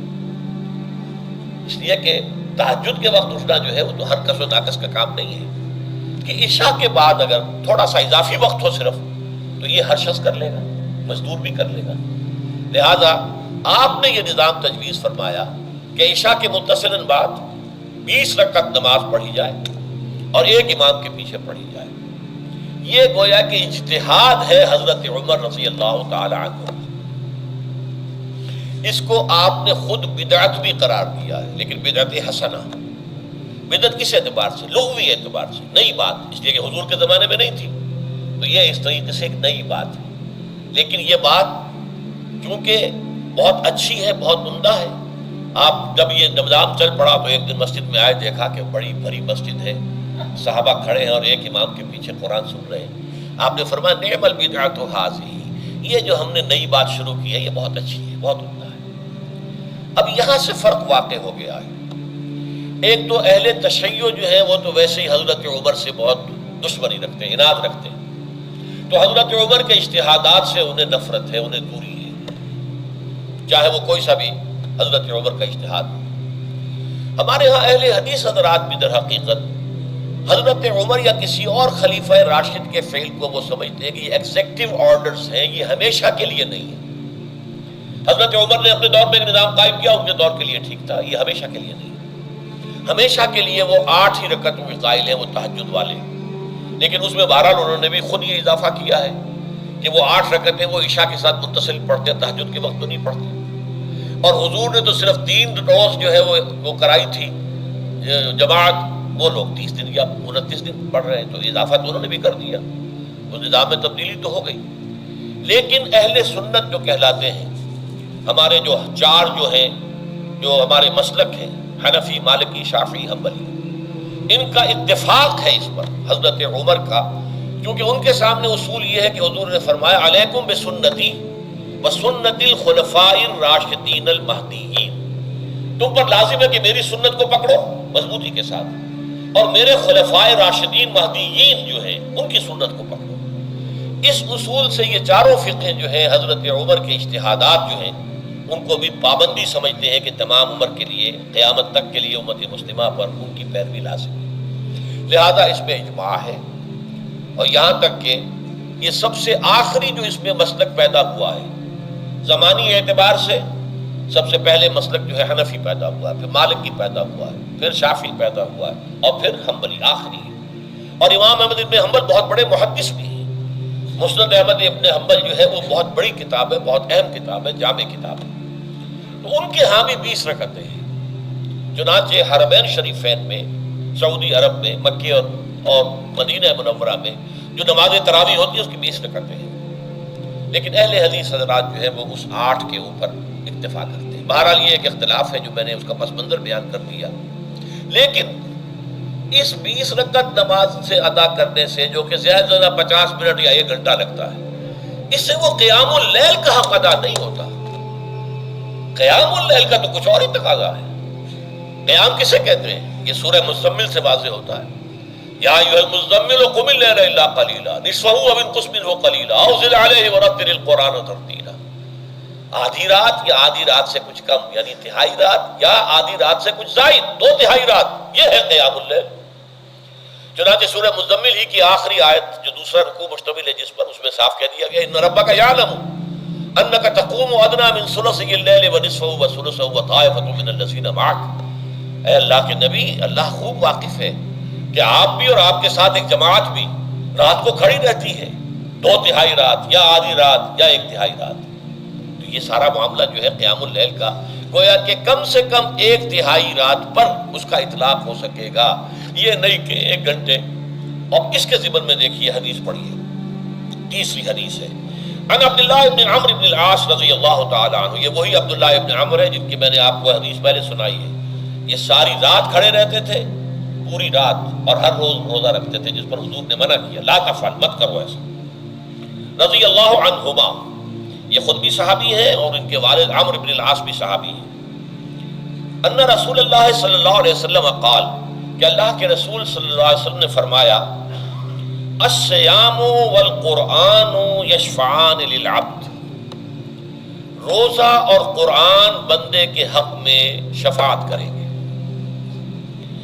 یقول الصیام، روزہ ہی عرض کرے گا اللہ کی جناب میں، اے رب پروردگار، انی منعتہ الطعام والشہوات بالنہار، میں نے تیرے اس بندے کو دن کے دوران کھانے پینے سے اور اپنی شہوت کا تقاضا پورا کرنے سے روکے رکھا، یہ میری وجہ سے روکا رہا، تو میری شفاعت اس کے حق میں قبول فرما، فشفعنی فیہ، میری شفاعت اس کے حق میں قبول فرما۔ ویقول القرآن، قرآن کیا کہے گا، منعتہ النوم باللیل، میں نے اسے رات کے وقت سونے سے، نیند سے روکے رکھا، فشفعنی فیہ، تو اس کے حق میں میری شفاعت قبول فرما۔ حضور فرماتے فیشفعان، ان دونوں کی شفاعت قبول کی جائے گی۔ یہ ہے قیام اللیل۔ یہ قیام اللیل صرف تراویح کی نماز سے جو پڑھ لی جاتی ہے، اور ہمارے ہاں تو یہ ہے، وہاں کم سے کم یہ تو تھا، صحابہ کرام کھڑے ہوتے تھے تو جو قاری پڑھ رہا ہوتا تھا وہ ان کے دل میں اترتا جاتا تھا، اس کا مضمون اور مفہوم جو ہے ان کو معلوم ہے، لہذا وہ اس کی زبان سے نکلا ہوا ہر لفظ ان کے قلب کی گہرائیوں تک اتر رہا ہے۔ یہاں تو یہ ہے، پیرٹ لائک حافظ ہے، اسے خود پتہ نہیں میں کیا پڑھ رہا ہوں۔ اکثر حفاظ جو ہیں وہ عالم تو نہیں ہوتے، اور جو سن رہے ہیں انہیں کچھ پتہ نہیں ہم نے کیا سنا ہے، تو ٹھیک ہے، کم سے کم ثواب تو انہیں ملے گا کہ انہوں نے وقت نکالا ہے، 1 گھنٹہ ہی اضافی صحیح، لیکن بہرحال اس کا وقت تو انہوں نے نکالا ہے، محنت کی ہے، کھڑے رہے ہیں، ثواب ملے گا۔ لیکن جو مقصد ہے وہ حاصل نہیں ہوتا۔ اس مقصد کے حصول کے لیے اول تو قیام اللیل کی کم سے کم مدت 1/3۔ اگر کوئی شخص فرض کیجئے کہ اس کے ہاں کوئی اور انتظام نہیں ہے، جیسا کہ ہمارے ہاں ہم نے انتظام کیا ہے، بڑے بڑے شہروں میں دورہ ترجمہ قرآن، اس میں ہمیں 5 گھنٹے لگ جاتے، نصف شب کے قریب جو ہے معاملہ ہو جاتا۔ اس میں کیا ہوتا ہے کہ ہر 4 رکعت سے پہلے جو اس کے اندر پڑھا جانا ہے حصہ قرآن کا، اس کا پہلے ہم مطالعہ کرتے ہیں بیٹھ کر، ترجمہ اور کچھ موٹے موٹے نکات کی جو ہے وضاحت، پھر کھڑے ہو گئے اور قاری صاحب کے پیچھے 4 رکعتوں کے اندر وہ 4 رکوع یا جتنے بھی ہیں پڑھ لیے، سن لیے، پھر بیٹھ گئے 4 کے بعد پھر اگلی 4 رکعتوں کے اندر جو کچھ پڑھا جانے والا ہے اس کا ترجمہ، اس کی تفہیم ہو گئی، پھر کھڑے ہو گئے، پھر سن لیا۔ اس طریقے سے 5-6 گھنٹے میں تراویح ختم ہوئی، تو تراویح بھی ہو گئی، حضرت عمر کے اجتہاد پر عمل بھی ہو گیا، 20 تراویح ہو گئی، لیکن یہ ہے کہ اس کے ساتھ جو اصل غرض و غایت ہے قیام اللیل کی وہ بھی حاصل ہوگی۔ یہ ہم نے 17 سال پہلے شروع کیا تھا یا 18 سال پہلے، اور وہ انشاءاللہ اللہ کے فضل و کرم سے اب چل رہا ہے، بڑے بڑے شہروں میں ہو رہا ہے، لاہور میں جن مقامات پر ہو رہا ہے وہ تازہ جو ندائے خلافت ہے اس کے اندر آپ اس کی فہرست دیکھ لیں، کراچی میں تو اس سے غالباً 3 گنا مقامات کے اوپر وہ کام ہو رہا ہے، اور دوسرے شہروں میں بھی ہو رہا ہے۔ تو اس سے در حقیقت وہ غرض و غایت، وہ حکمت جو ہے پوری ہوتی ہے کہ یہ دونوں چیزیں پیرلل ہیں۔ من صام رمضان ایمانا واحتسابا غفر له ما تقدم من ذنبه ومن قام رمضان ایمانا واحتسابا غفر له ما تقدم من ذنبه۔ تو سیام اور قیام جو ہے ان دونوں کا حق ادا ہو جاتا ہے۔ تو یہ ہے شہر رمضان الذی انزل فیہ القرآن ھدی للناس وبینات من الھدی والفرقان فمن شہد منکم الشہر فلیصم ومن كان مريضا أو على سفر فعدة من أيام أخر يريد الله بكم اليسر ولا يريد بكم العسر ولتكملوا العدة ولتكبروا الله على ما هداكم ولعلكم تشكرون۔ اب جو آخری لفظ ہے لعلكم تشكرون، اب اس کی وضاحت سمجھیے۔ اور رمضان کے یہ 2 پروگرام جب پیرلل ہو جائیں گے، جب دونوں کی پابندی کی جائے گی تو اس کا حاصل کیا ہے؟ اس بات کو سمجھنے کے لیے سب سے پہلے آپ اس کو سمجھیے کہ جسے ہم خود ہی کہہ رہے تھے، جسے ہم سیلف کہہ رہے تھے، اپنی انا کو مضبوط کرنا، سیلف کنٹرول، ایگو جو ہے وہ پوری طرح قابو یافتہ ہو ان اور لیبیڈو پر، اصل میں اس سے مراد کیا ہے؟ اس پر میں نے تفصیل سے بحث کی ہے عظمت صوم نامی اپنے کتابچے میں۔ ویسے یہ ہے کہ وہ مشکل ہے، ذرا فلسفیانہ اس کا انداز ہے، لیکن یہ ہے کہ وہی باتیں آسان الفاظ میں جو دوسرا کتابچہ ہے عظمت صیام و قیام رمضان مبارک، وہ آسان ہے، اگرچہ یہ دونوں بہت ہی محدود تعداد میں ہمارے پاس ہیں، لیکن یہ کہ میں نے ذکر کر دیا، جو حضرات لینا چاہیں وہ لے لیں۔ لیکن یہ ہے کہ اس میں اصل پس منظر کیا ہے؟ دیکھیے، ہمارا جو وجود ہے انسان کا، یہ کمپوزٹ ہے، مرکب ہے۔ ہمارے دو وجود ہیں جو جوڑ دیے گئے ہیں۔ کیسے جوڑ دیے گئے ہم نہیں جانتے، لیکن ہے دو وجود۔ ایک وجود حیوانی ہے، میں نے عرض کیا تھا پہلے ہی، ہر انسان ایک حیوان بھی ہے مکمل، سارے حیوانی تقاضے ہمارے اندر بھی ہیں، لیکن حیوان اور انسان میں بنیادی فرق یہ ہے کہ انسان کا جو اصل وجود ہے وہ روحانی ہے۔ اس روحانی وجود کی وجہ سے انسان کا وہ مقام ہوا کہ تمام فرشتوں کو اس کو سجدہ کرنے کا حکم دیا گیا۔ فَإِذَا سَوَّيْتُهُ وَنَفَخْتُ فِيهِ مِن رُوحِي فَقَعُوا لَهُ سَاجِدِينَ۔ فرشتوں سے کہہ دیا گیا تھا کہ میں ایک بشر پیدا کرنے والا ہوں مٹی سے، جب میں اسے پیدا کر لوں اور اس کی ناک پلک سنوار دوں، دو پلک درست کر دوں، تو پھر اس کے سامنے اور اس میں اپنی روح میں سے پھونک دوں تو گر پڑنا اس کے سامنے سجدے میں۔ حیوان انسان اور انسان روحانی، یہ دونوں مل کر اب آدم بنے ہیں۔ نمبر دو، اس حیوان انسان کا وجود زمین سے ہے، مٹی سے پیدا کی، مٹی سے، گارے سے، طین لازم سے، چپچکانے والے گارے سے، وہ اس میں کہ بدبو پیدا ہو جائے، یہ ساری باتیں کہی گئی ہیں، اور سائنس بھی کہتی ہے مٹی سے پیدا ہوئے۔ کیسے پیدا ہوئے اس میں اختلاف ہے، لیکن یہ کہ ہے مٹی ہماری اوریجن، قرآن بھی کہتا ہے اور سائنس بھی کہتی ہے۔ اور ہمارے وجود کو جب وہ تھک جائے، مزمحل ہو جائے، اس کی انرجی کم ہو جائے، تو اس کے لیے جو غذا ہے، جو تقویت ہے، وہ بھی ساری زمین سے آ رہی ہے۔ آپ نے پھل کھائے، آپ نے گندم کھائی، آپ نے چاول کہاں سے آ رہے؟ اچھا، بکری کا گوشت کھایا تو بکری کا گوشت کس چیز سے بنا ہے؟ اس نے گھاس کھائی ہے، اس نے پتے کھائے ہیں، وہیں سے تو بنا ہے نا۔ الٹیمیٹ سورس آپ کے وجود حیوانی کے لیے جو آ رہی ہے وہ زمین ہے۔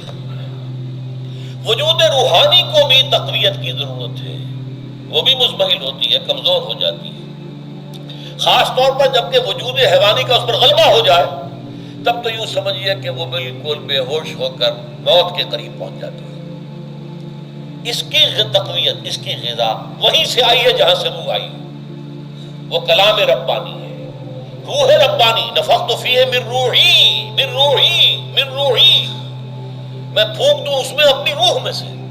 روح کا تعلق ذات باری تعالیٰ کے ساتھ ہے۔ اسی طرح کلام ربانی کہاں سے آیا ہے؟ اللہ تعالیٰ کے پاس سے آیا ہے، یہ اس کی تقویت کا ذریعہ ہے۔ اب عام حالات میں کیا ہوتا ہے؟ ہمارا یہ وجود حیوانی چھایا ہوا ہے ہمارے وجود کے اوپر، بیچاری روح جو ہے دبی رہتی ہے، پسی رہتی ہے۔ اگر خدا نے خواستہ ہم گناہ گار بھی ہیں، گناہ پر گناہ کا ارتکاب کر رہے ہیں، تو وہ روح جو ہے وہ قلب کے آئینے شیشے کے اندر ہے۔ فیہا مصباح، المصباح فی زجاجہ، الزجاجہ تو کانہا کوکب دری۔ قلب جو ہے شیشے کے مانند ہے جس کے اندر روح کا چراغ جل رہا ہے۔ اب اگر یہ اوپر جو شیشہ ہے اس پر دھواں آ گیا، لالٹین کی چمنی پر دھواں آ گیا، تو اب روشنی باہر تو نہیں آئے گی۔ اگر انسان گناہ کرتا ہے تو قلب پر رین، زنگ آ جاتا ہے، یا حضور نے فرمایا ایک داغ لگ جاتا ہے، اور گناہ کرتا ہے اور داغ لگتا ہے، اور گناہ کرتا ہے اور داغ، یہاں تک کہ بالآخر پورا قلب سیاہ ہو جاتا ہے۔ اب وہ روح اندر بند ہو گئی، وہ دفن ہو گئی۔ اس کے لیے اب ضروری ہے کہ اب ایک پروگرام ایسا دیا جائے جو ریورس ہو جائے۔ دن میں روزہ رکھواؤ تاکہ وہ جو اینیمل انسٹنکٹس ہے وہ دبے، تو جب یہ وزن جو ہے اس کے اوپر کم ہوگا تو کچھ سائی آف ریلیف اسے ملے گی۔ جیسے بے ہوش آدمی پڑا ہے، اسے کوئی ہلکا سا ہوش آ رہا ہے، آپ نے پانی کے کچھ چھینٹے دیے، اس کے بعد آپ نے رات کو کھڑے ہو کر قرآن کے انوار کو اتارا، بارش برس رہی ہے روح انسانی کے اوپر، قلب روحانی، قلب انسانی کے اوپر، جس میں کہ وہ روح جو ہے وہ دفن ہے، وہ زندہ ہوگی اثر نو، ہوش میں آئے گی، اور ہوش میں آئے گی تو دو کام ہوں گے. ایک تو اسے قرآن کی عظمت کا احساس ہوگا. یہ قرآن میری حیات تازہ کا ذریعہ بنا ہے. میں دب گئی تھی، میں پس گئی تھی، میں بے ہوش تھی، میں نیم مردہ تھی. اس قرآن کی بارش نے، یہ ترشح جو ہوا ہے مجھ پر، اس نے مجھے حیات تازہ عطا فرمائی. یہ جو قدر کا احساس ہوگا قرآن کا، لعلکم تشکرون، تاکہ تم قرآن کی عظمت سے واقف ہو جاؤ. ایک انسان بھوک کی وجہ سے اس کا شوگر لیول اتنا گر گیا کہ بے ہوش پڑا ہوا. اب ظاہر بات ہے کہ آپ اسے کچھ پانی کے چھینٹے دیں گے تو کچھ ہوش میں آئے گا، پھر غذا دیں گے تو اب وہ پوری توانائی پر آئے گا، تو معلوم ہوگا اسے اس غذا کی کیا قدر و قیمت ہے. اگر آپ کو بھوک ہی نہیں لگتی تو غذا بے معنی ہے. پیاس ہی نہ لگے تو آپ کو کیا معلوم کہ اس پانی کے اندر کتنی بڑی عظمت ہے، یہ میرے لیے کتنا بڑا انعام و احسان ہے اللہ کا. وہ تو پیاس پر جان پر بنی ہوئی ہو، اور پیاس اس وقت آپ کو ایک گھونٹ پانی کوئی دے دے تو آپ کو معلوم ہوگا دنیا و مافیا سے بڑھ کر ہے یہ ایک گھونٹ پانی جو مجھے ملا ہے. اسی طرح جب روح دبی ہوئی تھی حیوانی وجود کے بوجھ تلے، جبکہ وہ نیم خوابیدہ یا نیم بے ہوش یا بالکل بے ہوش تھی، وہ دن میں تو روزہ رکھ کر اس پر سے حیوانی وجود کا وزن کم کیا گیا، اسے ایک ریلیف ملی. رات کو قرآن مجید کے انوار و برکات اس میں جذب کیے گئے تو اس کو پوری توانائی حاصل ہوئی. اس پوری توانائی کا پہلا نتیجہ تشکر، قرآن کا شکر. الحمدللہ الذی انزل علی عبدہ الکتاب ولم یجعل لہ عوجا. پھر وہ قلب کی گہرائیوں سے نکلے گا. سارا شکر اس اللہ کے لیے جس نے اپنے بندے پر صلی اللہ علیہ وسلم کتاب نازل کی اور اس میں کوئی کجی نہیں رکھی، کسی طرح کی ایش پیش نہیں. یا تبارک الذی نزل الفرقان علی عبدہ لیکون للعالمین نذیرا. بڑی بابرکت ہے وہ ذات جس نے اپنے بندے پر فرقان نازل فرمایا تاکہ وہ تمام جہان والوں کے لیے نذیر اور خبردار کرنے والا بن جائے. یہ قرآن کی عظمت کا احساس. اور ظاہر بات ہے جس قدر کسی نعمت کی قدر و قیمت کا احساس ہوگا اسی قدر تو آپ شکر ادا کریں گے. اگر آپ نے کسی بچے کے ہاتھ پر ہیرا رکھ دیا، اسے کیا پتا یہ ہیرا کس بلا کا نام ہوتا ہے، وہ سمجھے گا کانچ کا ٹکڑا ہے. لیکن اگر کوئی واقعتاً کو جوہر شناس ہو، جوہری ہو، اس کو آپ ہیرا دیں گے تو اسے معلوم ہے کہ مجھے کیا چیز دی گئی. اس کے اندر جو شکر پیدا ہوگا وہ اس بچے کے اندر تو نہیں پیدا ہو سکتا جسے معلوم ہی نہیں. تو قرآن مجید کی اصل عظمت سے انسان واقف کب ہوگا؟ جبکہ اس کے ذریعے سے اس کی روح کو ایک حیات تازہ مل جائے اور اس طرح وہ پروگرام ریورس ہو جائے جو عام طور پر چل رہا تھا. ساری توجہ اپنے جسم پر، اس کے تقاضوں پر. جسم میں تھوڑی سی پھنسی نکل آئی ہے، بھاگ رہے دوڑ رہے ہیں اس کے علاج کے لیے. کوئی اور مرض لاحق ہو گیا ہے، بھاگ رہے ہیں دوڑ رہے ہیں اس کے علاج کے لیے، بڑی بڑی فیسیں بھی دے رہے ہیں. ساری جسم کی پرواہ ہے. روزانہ نہا رہے ہیں اور اچھے سے اچھا صابن لا کر نہا رہے ہیں، وہ جسم کی پرواہ ہے، نہ اس کی دیکھ بھال ہے. روح کی طرف توجہ ہی نہیں. یہ ہے وہ بات جو کہی گئی ہے سورہ حشر میں اور جسے علامہ اقبال نے پھر اپنے فلسفہ خودی کی اساس اور سورس قرار دیا ہے. وَلَا تَكُونُوا كَالَّذِينَ نَسُوا اللَّهَ فَأَنسَاهُمْ أَنفُسَهُمْ أُولَٰئِكَ هُمُ الْفَاسِقُونَ. دیکھو اے مسلمانوں، ان لوگوں کے مانند نہ ہو جانا جنہوں نے اللہ کو بھلا دیا تو اللہ نے انہیں اپنے آپ سے غافل کر دیا، اور یہی لوگ فاسق و فاجر ہیں. یہ سوال پیدا ہوتا ہے کہ انسان اپنے آپ سے کہاں غافل ہوتا ہے؟ کیا اپنے وجود حیوانی سے غافل ہوتا ہے؟ کیا بھوک لگتی ہے تو ادھر ادھر منہ نہیں مارتا؟ غذا کو حاصل کرنے کے لیے کوشش نہیں کرتا؟ پیاس لگتی ہے تو کیا پانی یا کوئی اور مشروب تلاش نہیں کرتا؟ کوئی بیماری لاحق ہوتی ہے تو کیا اس کے علاج کی طرف توجہ نہیں کرتا؟ اسے آرام کی حاجت ہوتی ہے تو آرام نہیں لیتا؟ اپنے اس وجود سے تو غافل نہیں. کون سے وجود سے غافل ہوا ہے؟ وہ روحانی وجود سے غافل ہے.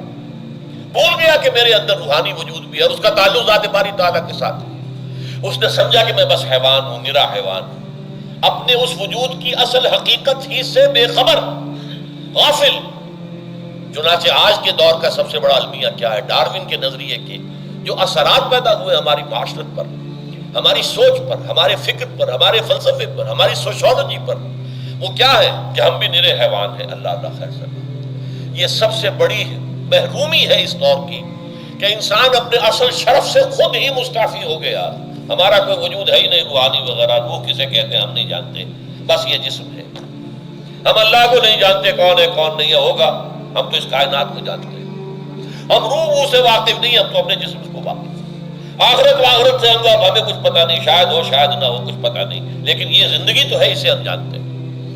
یہ ہے آج کے انسان کا سب سے بڑا المیہ، اور یہ ہے ماس اسکیل کے اوپر ارتداد، ذہنی طور پر مرتد ہو چکے ہیں انسانوں کی عظیم اکثریت مرتد ہو چکی ہے۔ یہ ہے در حقیقت کہ روزہ جو ہے اس پروگرام کو آ کر ریورس کرتا ہے۔ دن میں کھانے پینے، جنسی تقاضے پر پابندی، وہ وجود حیوانی کا وزن کچھ کم ہوا، روح جو دبی ہوئی تھی، یا سسک رہی تھی یا بے ہوش تھی، یعنی مردہ تھی، اسے کچھ ریلیف ملا۔ اب اس کے اوپر قرآن مجید کے تیرے ضمیر پہ جب تک نہ ہو نزول کتاب، گرہ کشاہ نہ رازی نہ صاحب کشاف، ہمارے دلوں کے اوپر بارش ہو رہی ہو انوار قرآنی کی۔ وہ ظاہر بات ہے کہ بغیر سمجھے تو نہیں ہوگی بارش، وہ تو آپ کو سمجھ رہے ہوں گے تو بارش ہوگی، ورنہ تو یہ ہے کہ ٹھیک ہے میں پہلے بھی عرض کر چکا ہوں، آپ کو ثواب تو ملے گا، لیکن یہ ہے کہ وہ اصل مقصد قرآن کی عظمت کا قلب کی گہرائیوں سے اعتراف جو ہے، اور اس پر اللہ کا شکر تو ادا ہوگا، لعلکم تشکرون، جبکہ قرآن مجید جو ہے آپ کے قلب کے اوپر نازل ہے، اس کا مفہوم نازل ہے۔ اچھا، اس کا دوسرا نتیجہ کیا نکلتا ہے؟ جب وہ روح جو ہے وہ ہوش میں آئے گی، اس کو حیات تازہ مل گئی، وہ اپنے اصل مرکز اور منبع اور سرچشمہ کی طرف جو ہے متوجہ ہوگی۔ عربی زبان کا ایک مقولہ ہے، کل شیء یرجع الی اصلہ، ہر شے اپنی اصل جڑ کی طرف جو ہے لوٹتی ہے۔ ہمارا وجود حیوانی زمین سے زمینی کی طرف لوٹتا ہے، یعنی مرنے کے بعد زمینی میں چلا جائے گا۔ اور نمبر دو، دنیا میں بھی زمینی خواہشات، زمینی تمنائیں، آرزوئیں وہ ہیں، ولکنہ اخلد الی الارض، جیسے کہ سورہ وہ کہا گیا ہے بلعام بن باعورہ کے بارے میں سورہ اعراف میں، وہ تو زمین ہی کی طرف دھنستا چلا گیا۔ ہماری روح کا منبع اور سرچشمہ ذات باری تعالیٰ ہے، وہ امر رب ہے، لہذا فوراً انسان اپنے رب کی طرف متوجہ ہوتا ہے۔ یہ اللہ کی طرف متوجہ ہو جانا اور پھر اس سے ہم کلام ہونا اور اس سے دعا کرنا، یہ ہے روزے کا اصل مقصد۔ جب صیام اور قیام رمضان مبارک کا دوہرا پروگرام ہوگا تو روح انسانی یا انسان کا حیوانی وجود اپنے مرکز کی طرف مائل پرواز تھا، حسن، اس کو کہہ لیجئے اپنے مرکز کی طرف مائل پرواز ہے روح، ہر شے اپنی اصل کی طرف لوٹتی ہے، لہذا یہ اللہ کی طرف متوجہ ہوئی۔ یہ اللہ تعالیٰ کی طرف متوجہ ہونے کا معاملہ دنیا میں رہا ہے کہ لوگ کئی جنگلوں میں جا کر تپسیاں کر کے، غاروں میں بیٹھ کے، بڑی بڑی ریاضتیں کر کے کیا چاہتے تھے؟ مجھ کو ہے تیری جستجو، مجھ کو تیری تلاش ہے، خالق میرے کہاں ہے تو، مجھ کو تیری تلاش ہے۔ میں نے یہ نظم جو ہے تقریباً 6 سال جو ہے ہر روز صبح، ہمارا جو ہائی اسکول تھا اس میں جو صبح پریئر ہوتی تھی، لوگ سب جمع ہوتے تھے، پورا اسکول جو ہے اس کے تمام طلباء، تو یہ نظم جو ہے پڑھی جاتی تھی، مجھ کو ہے تیری جستجو، مجھ کو تیری تلاش ہے، خالق میرے کہاں ہے تو، مجھ کو تیری تلاش ہے۔ روح انسانی چاہتی ہے اللہ کا تقرب، اللہ کے قریب ہونا، اللہ سے رشتہ استوار کرنا۔ یہ وجود حیوانی حائل ہے اس کے راستے میں، یہ حیات دنیاوی اس کے لیے پنجرا بن گئی ہے، اس روح کے لیے یہ در حقیقت ایک قید خانہ ہے، جیسے کہ حضور نے فرمایا کیا دنیا سجن المومن و جنت الکافر، مومن کے حق میں یہ دنیا قید خانہ ہے، اس کی روح جو ہے یہاں آ کر اس جسد حیوانی کے اندر جو ہے وہ دفن ہو گئی ہے، قید خانہ ہے، اس پنجرے میں بند ہو گئی ہے۔ تو لیکن وہ کافر کے لیے یہی باغ و بہار ہے، یہی پر عیش کرنے ہیں، یہی پر مزے لوٹنے ہیں۔ تو اس سے در حقیقت ریلیف ملتا ہے، تو انسان متوجہ ہوتا ہے اللہ کی طرف اور دعا کرتا ہے، اللہ سے ہم کلام ہوتا ہے۔ یہ ہے در حقیقت روزے اور رمضان کا جو دوسرا نتیجہ نکلتا ہے اور بلند ترین نتیجہ ہے، اس کا ذکر ہے آیت نمبر 4 میں۔ اور یہ کہ بہت سے لوگ ایسے ہیں جو قرآن مجید میں نظم کے بہت قائل ہیں، لیکن میں حیران ہوں کہ اس نظم کے اندر اس کے ربط اور رشتے کو وہ تلاش کرنے سے قاصر رہے۔ وَإِذَا سَأَلَكَ عِبَادِي عَنِّي فَإِنِّي قَرِيبٌ، جب روح بیدار ہو جائے گی، اسے حیات تازہ ملے گی، تو اے نبی میرے بندے جب آپ سے پوچھیں میرے بارے میں، وہ میرا تقرب چاہتے ہیں، یہ میرا قرب چاہتے ہیں، وہ چاہتے ہیں مجھ سے ہم کلام ہونا، وہ چاہتے ہیں کہ مجھے ان کے ساتھ، ان کو میرے ساتھ ایک نسبت کا مل جائے۔ وَإِذَا سَأَلَكَ عِبَادِي عَنِّي فَإِنِّي قَرِيبٌ، انہیں بتا دیجیے میں قریب ہی ہوں، میں دور نہیں ہوں۔ اور آیا ہے سورہ قاف میں نحن اقرب الیہ من حبل الورید، جو شہ رگ ہے انسان کی اس سے بھی زیادہ قریب ہوں میں اس سے۔ نوٹ کیجئے کیسے اس کی روح کا تعلق میری ذات کے ساتھ ہے براہ راست۔ اس کی مثال بھی میں دے چکا ہوں کئی اپنے کتابوں کے اندر۔ عظمت صوم نامی کتاب جب پڑھیں گے، جو حضرات بھی سمجھ سکے پوری طرح اس کے اندر یہ بات بیان ہوئی۔ اور اسی لیے دیکھیے حدیث آخری پڑھ لیجئے کہ حضور نے قرار دیا ہے کہ روزہ جو ہے تمام عبادات کے اندر ایک بالکل منفرد شان کا حامل ہے۔ وعن ابی ہریرہ رضی اللہ تعالی عنہ، اور یہ متفق علیہ روایت ہے، بخاری اور مسلم دونوں کی۔ قال رسول اللہ صلی اللہ علیہ وسلم، قال اللہ عز وجل، اسے حدیث قدسی کہتے ہیں۔ حضور نے فرمایا کہ اللہ فرماتا ہے۔ تو یہ حدیث بھی ہو گئی کہ حضور نے ہمیں بتائی، اور حدیث قدسی ہو گئی کہ اللہ کا قول ہے جو حضور نقل کر رہے ہیں۔ قرآن مجید وحی جلی ہے، یہ وحی خفی ہے، لیکن یہ عام حدیثوں کے مقابلے میں اس کا مرتبہ اور مقام بہت بلند ہے کہ حضور فرما رہے کہ اللہ فرماتا ہے۔ یقول اللہ عز وجل کل عمل ابن آدم لہو، ابن آدم کا ہر عمل، ہر نیکی اس کے اپنے لیے، اپنے فائدے کے لیے، الا الصوم، سوائے روزے کے، فإنہ لی وأنا اجزی بہ یا اجزا بہ، یہ میرے لیے ہے اور میں خود ہی اس کی بدلہ دوں گا یا میں خود ہی اس کا بدلہ ہوں۔ یہ دونوں ترجمے ہیں۔ عظمت صوم میں میں نے تفصیل سے بحث کی ہے کہ ویسے تو نماز بھی اللہ کے لیے، اقم الصلاۃ لذکری۔ حج کس لیے ہے؟ للہ علی الناس حج البیت من استطاع الیہ سبیلا، اللہ کے لیے۔ زکوٰۃ کس کے لیے؟ اللہ کے نام پر دی جا رہی ہے، اللہ کے لیے دی جا رہی ہے۔ صوم میں بات کیا ہے؟ صوم میں اصل چیز ملحوظ کیا ہے؟ روح انسانی کو تازہ کرنا، زندہ کرنا، اس کی حیات تازہ کا بندوبست کرنا، اور روح کا تعلق ذات باری تعالیٰ کے ساتھ ہے۔ اس تعلق کی مثال یوں سمجھیے جیسے ہمیں معلوم ہے سورج کا فاصلہ ہم سے کتنا ہے، کروڑ میل، لیکن سورج کی کرن جو وہاں سے چل کر یہاں تک پہنچی ہے، کیا اس کا تعلق سورج سے منقطع ہے؟ سورج کے ساتھ تو تعلق نہیں۔ اسی طرح روح انسانی ذات باری تعالیٰ سے بہت دور آ کر کہہ لیجئے ہمارے وجود کے اندر آ گئی، ہمارے قلب کے اندر متمکن ہو گئی، لیکن کیا اس کا تعلق اللہ کی ذات سے منقطع ہے؟ نہیں۔ لیکن یہ روح ہی اگر مزمحل ہو گئی تو تعلق منقطع ہو جائے گا، اس لیے کہ اس روح کے اندر ہی جان نہیں رہی۔ یہ روح تازہ ہوگی تو اس کا تعلق اللہ کی ذات کے ساتھ اثر نو استوار ہو جائے گا۔ اس لیے یہ کہا یہ میرے لیے، الا الصوم فإنہ لی، یہ میرے لیے، وأنا اجزی بہ یا اجزا بہ، میں خود ہی اس کا بدلہ دوں گا یا خود ہی اس کی جزا ہوں، خود ہی اس کی جزا ہوں۔ اللہ کہ اس بندے کا تعلق میرے ساتھ ایسا قائم ہو جائے گا کہ گویا کہ اسے میں مل گیا، اور میرا یہ مل جانا ہی در حقیقت انسانیت کی معراج ہے۔ اور دعا کے بارے میں جان لیجئے کہ حضور نے فرمایا الدعاء مخ العبادہ، دعا جو ہے عبادت کا اصل جوہر ہے، لب لباب ہے۔ اور یہ بھی کہا الدعاء هو العبادہ، دعا ہی اصل عبادت ہے، دعا ہی اصل عبادت۔ دعا جو ہے وہ روح ہے اس کی۔ اور علامہ اقبال نے اپنے لیکچرز میں جو یہ خطبہ رکھا ہے اس موضوع کے لیے، میننگ آف پریئر ان اسلام، بڑا عظیم ہے۔ اس نے جو نقشہ کھینچا ہے کہ یہ پریئر کیا ہے؟ انائے صغیر، یہ ایگو میرا، میری انا، میری خودی، انائے صغیر، انائے کبیر کے روبرو آتی ہے۔ انائے کبیر اللہ، اننی انا اللہ لا الہ الا انا، یہ انا، انائے کبیر، اللہ کی انا، وہ عظیم انا، اور یہ چھوٹی سی محدود سی انا۔ تو ہے محیط بے کراں، میں ہوں ذرا سی آبجو، یا مجھے ہم کنار کر یا مجھے بے کنار کر۔ اقبال نے پتہ نہیں کس جگہ کس کیفیت میں ڈوب کر یہ شعر کہا ہے۔ اے اللہ تو تو ایک ایسے سمندر کے مانند ہے کہ جس کا کنارہ ہی نہیں ہے، اور میں چھوٹی سی ایک پانی کی ایک چھوٹی سی ندی ہوں، آبجو ہوں چھوٹی سی، اب کیا شکل ہے؟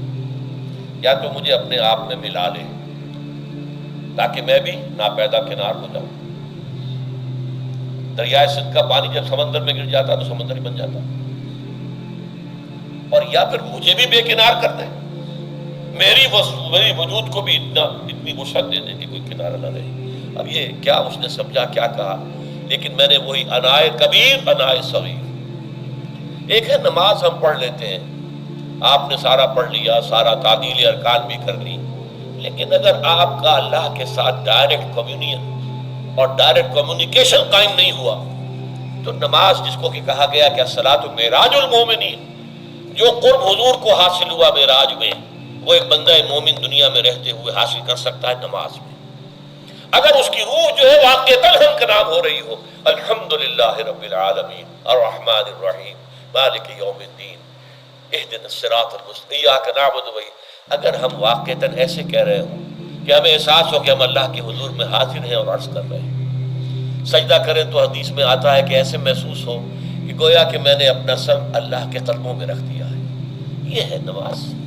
اب جو گفتگو ہو رہی ہے یہ ہم کلامی ہے. الصلاۃ معراج المومنین، اہل ایمان کے حق میں یہ نماز جو ہے یہ معراج کے درجے میں. لیکن یہ نماز کیسے نصیب ہوگی اگر روح سوئی ہوئی ہے، دبی ہوئی ہے، پسی ہوئی ہے، مزمحل ہے یا مردہ ہے؟ یہ نماز کیسے حاصل ہوگی؟ چاہے آپ 5 وقت کی نماز پڑھ رہے ہو، چاہے آپ نے ہیبٹ بنا لیا ہو نماز کو، چاہے خوش بھی ہو گیا ہو، لیکن یہ کہ جب تک وہ روح بیدار نہ ہو، جب تک ہم کلامی نہ ہو. افلاق سے آتا ہے گانوں کا جواب آخر، اٹھتے ہیں حجاب آخر، کرتے ہیں خطاب آخر. جب تک یہ نہ ہو، جیسے کہ میں ایک حدیث قدسی انشاءاللہ آج سناؤں گا سورہ فاتحہ کے ضمن میں، کہ اللہ تعالیٰ کے سامنے جب کھڑا ہو کر انسان جب کہتا ہے انی وجہت وجہی للذی فطر السماوات والارض حنیفا، دائیں بائیں سے بالکل اپنا تعلق کاٹ کر میں نے اپنا رخ کر لیا ہے اس اللہ کی طرف جس نے آسمان اور زمین کو پیدا کیا. اب یہ توجہ وجہ تو اگر یہ تو ہے چہرہ تو ہم نے کر دیا خانہ کعبہ کی طرف، اندر سے ہماری روح متوجہ نہیں ہوئی، وہ سوئی پڑی ہوئی، اسے پتہ ہی کچھ نہیں کہ کیا ہو رہا ہے. تو اس صورت میں وہ کیا ہے؟ ظاہری بات تو پوری ہو گئی، نماز کا ثواب ہو جائے گا، فرض کی ادائیگی کا ثواب مل جائے گا، لیکن وہ اصل نماز تو حاصل نہیں ہوتی. یہ ہے وہ بات کہ وَإِذَا سَأَلَكَ عِبَادِي عَنِّي فَإِنِّي قَرِيبٌ. اے نبی، جب میرے بندوں کی روحیں بیدار ہو جائیں، توانا ہو جائیں، حیات تازہ سے وہ ہم کنار ہو جائیں اور پھر وہ میرے بارے میں پوچھیں، وہ میرا تقرب حاصل کرنا چاہتے ہیں، تو آپ سے پوچھیں تو کہیے میں قریب ہی ہوں. اجیب دعوت الداع اذا دعان، یہ ہے وہ دعا، میں ہر پکارنے والے کی پکار، ہر دعا کرنے والے کی دعا کو سنتا ہوں، قبول کرتا ہوں، جواب دیتا ہوں جہاں کہیں بھی مجھے پکارے. اذا دعان، اس میں در حقیقت وہ مفہوم آ گیا ہے there and then wherever. آپ اپنے گھر میں ہو کر پکاریں اللہ کو، آپ بستر پر لیٹے ہوئے پکاریں اللہ کو. الذین یذکرون اللہ قیاما وقعودا وعلی جنوبہم. ہاں ٹھیک ہے، بعض مقامات بعض اوقات قبول دعا کے لیے زیادہ سازگار ہیں، حرم میں جا کر دعا مانگی جائے، اور منا میں عرفات میں خاص طور پر، جبل رحمت پر خاص طور پر، ملتزم جو ہے کعبے کا اس پر خاص طور پر، وہ ایام بھی ہے خاص. لیکن یہ نہیں ہے کہ بقیہ دنوں میں آپ کے اور اللہ کے درمیان کو بڑا فاصلہ ہے. یہ سارا دنیا میں مشرکانہ نظاموں نے تصور پیدا کیا، اللہ تو دور ہے دور ہے دور ہے دور ہے، پاک ہے پاک ہے پاک، تم ناپاک ہو ناپاک ہو ناپاک ہو، اور تم تو بڑی پستی میں پڑے ہو، تم اللہ سے براہ راست ہم کلام نہیں ہو سکتے. کوئی درمیانی چاہیے، کوئی لنکس چاہیے. کوئی پجاری ہوگا، کوئی پروہت ہوگا، کوئی پنڈت ہوگا، کوئی پیر ہوگا، کوئی پادری ہوگا، کوئی پوپ ہوگا، اس کے ذریعے سے تم اللہ سے ہم کلام ہو، خود نہیں. اور جب ذریعے بیچ میں آ گئے تو ان کی مٹھی گرم کرو، ان کی چاپلوسی کرو، ان کو بھی جو ہے چادریں چڑھاؤ، ان کو نذرانے پیش کرو. یہ ہے بدترین ایکسپلائٹیشن جو مذہب کے ذریعے سے نوع انسانی کی ہوئی ہے. یہ 2 ایکسپلائٹیشن دنیا میں ہوئی ہے تاریخ انسانی میں. ایک بادشاہوں کی طرف سے خراج دو ہمیں، محنت تم کرو گے کھیت میں، آدھا حصہ ہمارے پاس آئے گا، ہم عیش کریں گے، ہم سٹینڈنگ آرمیز رکھیں گے تاکہ ذرا تم بغاوت کرو تو تمہارا سر کچل دیا جائے. یہ ایکسپلائٹیشن بدترین. مانگنے والا گدا ہے، صدقہ مانگے یا خراج۔ دوسری طرف ہم بادشاہ ہیں، ہم چکر بنسی سورج بنسی خاندان ہیں، ہم راجپوت ہیں، حکومت کرنا ہمارا حق ہے۔ اور یہ پنڈت پروہت جو ہے وہ بھی کہیں گے کہ ٹھیک ہے، نصف لی و نصف لک وہذا قوم جاہلون، یہ عوام جو ہے ان کا خون چوسو، ہمیں یہ نذرانے پیش کریں، بتوں کو آ کے چڑھاوے چڑھائیں اور تمہیں خراج دیں اور ٹیکس دیں۔ They are to be exploited، exploit ہو گئے۔ اسلام نے آ کر دونوں کا خاتمہ کیا، کوئی ملوکیت نہیں۔ زکوٰۃ ہے تو غربا کے لیے، بادشاہ کے لیے نہیں ہے، یہ تو غربا کے لیے، لہذا کوئی ٹیکس نہیں۔ نمبر 2، اللہ سے ہم کلام ہونے کے لیے کسی دربان، کسی جو ہے پہرے دار کی مٹھی گرم کرنے کی ضرورت نہیں، جب چاہو ہم کلام ہو جاؤ۔ دل کے آئینے میں ہے تصویر یار، جب ذرا گردن جھکائی دیکھ لی۔ یہ تو تم ہماری طرف متوجہ نہیں ہوتے، ہم تو ہر وقت کہتے ہیں، ہر شب کو آخری لمحات جو ہے، آخری جو گھنٹے ہیں رات کے، سمائے دنیا تک ہم نزول فرما لیتے ہیں تمہارے لیے، اور پکارنے والا پکارتا ہے، حل من مستغفر فاغفر له، ہے کوئی استغفار کرنے والا کہ میں اسے بخش دوں، حل من سائل فاعطیہ، ہے کوئی مانگنے والا کہ میں اسے عطا کروں۔ تم ہی سوئے رہتے ہو، الٹا غفیر رہتے ہو، تمہیں ہماری طرف توجہ نہیں ہے۔ اگر ہماری طرف متوجہ ہو جاؤ تو جیسے کہ اقبال نے کہا کہ میرے لیے یہ دربان جو ہے، پیران کلیسا کو کلیسا سے اٹھا دو، کیوں خالق و مخلوق میں حائل رہے پردے۔ اور یہ میں نے کئی مرتبہ بیان کیا ہے، ہمارے ہاں وہ پی جو جماعت بنی تھی ایک، اب اس میں 2 پی اور ایڈ ہو گئی ہیں، پی پھر وہ پیٹریٹ، اور اس سے آئے اپنے پہلے پارلیمنٹیرین کی پی آ گئی اور پھر پیٹریٹ کی آ گئی، 5 پیز ہو گئی۔ اسی طرح گنتی ہے ہندوستان میں، پنڈت، پروہت اور پجاری، 3 پے تو یہاں تھی، پیر ایران کا پیر، اور پوپ اور پادری، یہ سب پے سے شروع ہوتے ہیں الفاظ، اور یہ سب در حقیقت جو ہے شروع ہونے والے الفاظ، یہ در حقیقت انسانوں کی بدترین ایکسپلائٹیشن کا ذریعہ ہے۔ وَإِذَا سَأَلَكَ عِبَادِي عَنِّي فَإِنِّي قَرِيبٌ أُجِيبُ دَعْوَةَ الدَّاعِ إِذَا دَعَانِ فَلْيَسْتَجِيبُوا لِي۔ ہاں ایک تقاضا ہے، لیکن اس سے پہلے یہ بات سمجھ لیجئے، میں اس آیت کو میگنا کارٹا جسے کہا جاتا ہے حقوق انسانی کا سب سے بڑا چارٹر، میں اس سے کہیں بڑا چارٹر قرار دیتا ہوں کہ اللہ کہتا ہے مجھ سے ہم کلام ہونے کے لیے کسی واسطے کی، کسی وسیلے کی کوئی حاجت نہیں، جب چاہو مجھ سے ہم کلام ہو جائے۔ ہاں ایک شرط ہے، فَلْيَسْتَجِيبُوا لِي، چاہیے کہ وہ میری بات بھی قبول کریں، میرے احکام کو تسلیم کریں، میرے فرامین کان سے کھول کر سنیں، ان پر دل سے عمل کریں۔ فَلْيَسْتَجِيبُوا لِي، یہ ون وے ٹریفک نہیں ہوگا کہ ہم تمہاری دعائیں قبول کریں اور تم ہماری باتوں سے پہلو تو ہی کرو، سنی انسنی کر دو، یہ نہیں ہوگا۔ یہ ایک 2 وے تعلق ہے، جسے آج کل کہا جاتا ہے بائی لیٹرل تعلق ہے۔ بائی لیٹرل تعلق ہے اللہ اور بندے کے درمیان، بندہ توبہ کرتا ہے معاصی سے، اللہ تعالیٰ بھی اس کے لیے بھی لفظ تواب ہے، وہ بھی اپنی رحمت کے ساتھ دوبارہ متوجہ ہو جاتا ہے۔ تم اللہ کو یاد کرو، فاذکرونی اذکرکم، مجھے یاد رکھو میں تمہیں یاد رکھوں۔ ان تنصروا اللہ ینصرکم، اگر تم اللہ کی مدد کرو گے اللہ تمہاری مدد کرے گا۔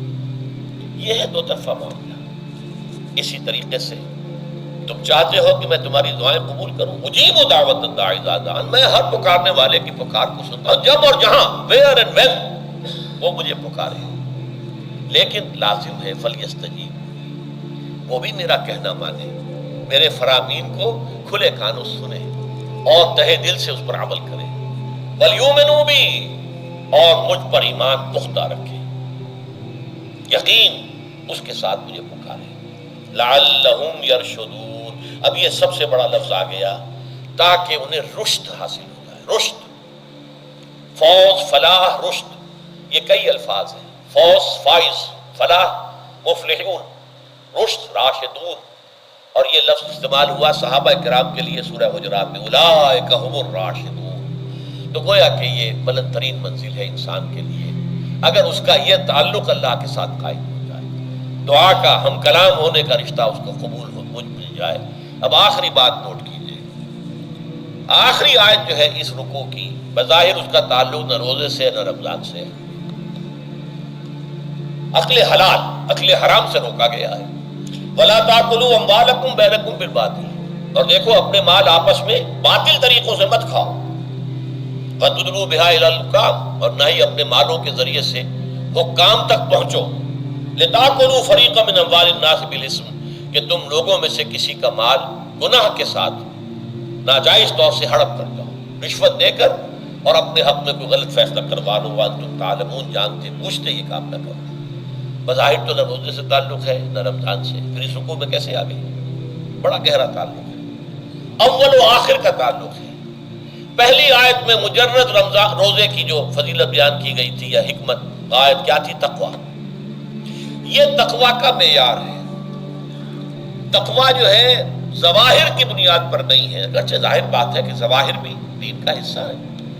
حضور کسی وضع قطع اختیار کرنا یقیناً ایک نیکی کا کام ہے، ہر چیز میں حضور کے نقش قدم پر چلنا، لیکن یہ ظواہر پر نہیں ہے تقویٰ۔ تقویٰ دل میں ہو، التقویٰ ہا ہونا، التقویٰ ہا ہونا، التقویٰ ہا۔ 3 مرتبہ حضور نے اپنے سینہ مبارک اور قلب مبارک کی طرف اشارہ کر کے فرمایا تقویٰ یہاں ہوتا ہے، تقویٰ یہاں، جب یہاں ہوگا تو پورے وجود میں اثرات کر جائے گا۔ لیکن اس میں اہم ترین بات کیا ہے؟ اکل حلال، جو مشکل ترین کام ہے، حرام کا لقمہ نہ آئے، ورنہ جیسے کہ کہا گیا ہے دعا کے بہترین مقام پر پہنچ گئے ہو، حرم کعبہ کے ملتزم کے ساتھ چمٹے ہوئے ہو اور دعائیں کر رہے ہو، اب اس سے زیادہ دعا کی قبولیت کا کون سا وقت ہوگا؟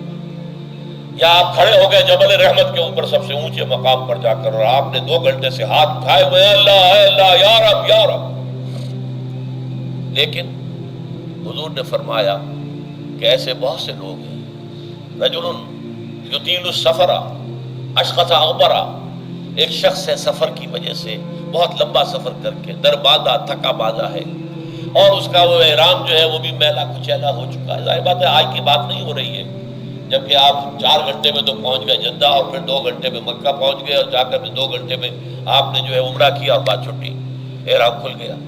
تو اس میں کہاں وہ احرام میلا ہوگا اور کہاں آپ کا میل کچیل ہوگا اور کہاں آپ کے جسموں سے جو ہے پسینوں کی بو آئے گی؟ نہیں۔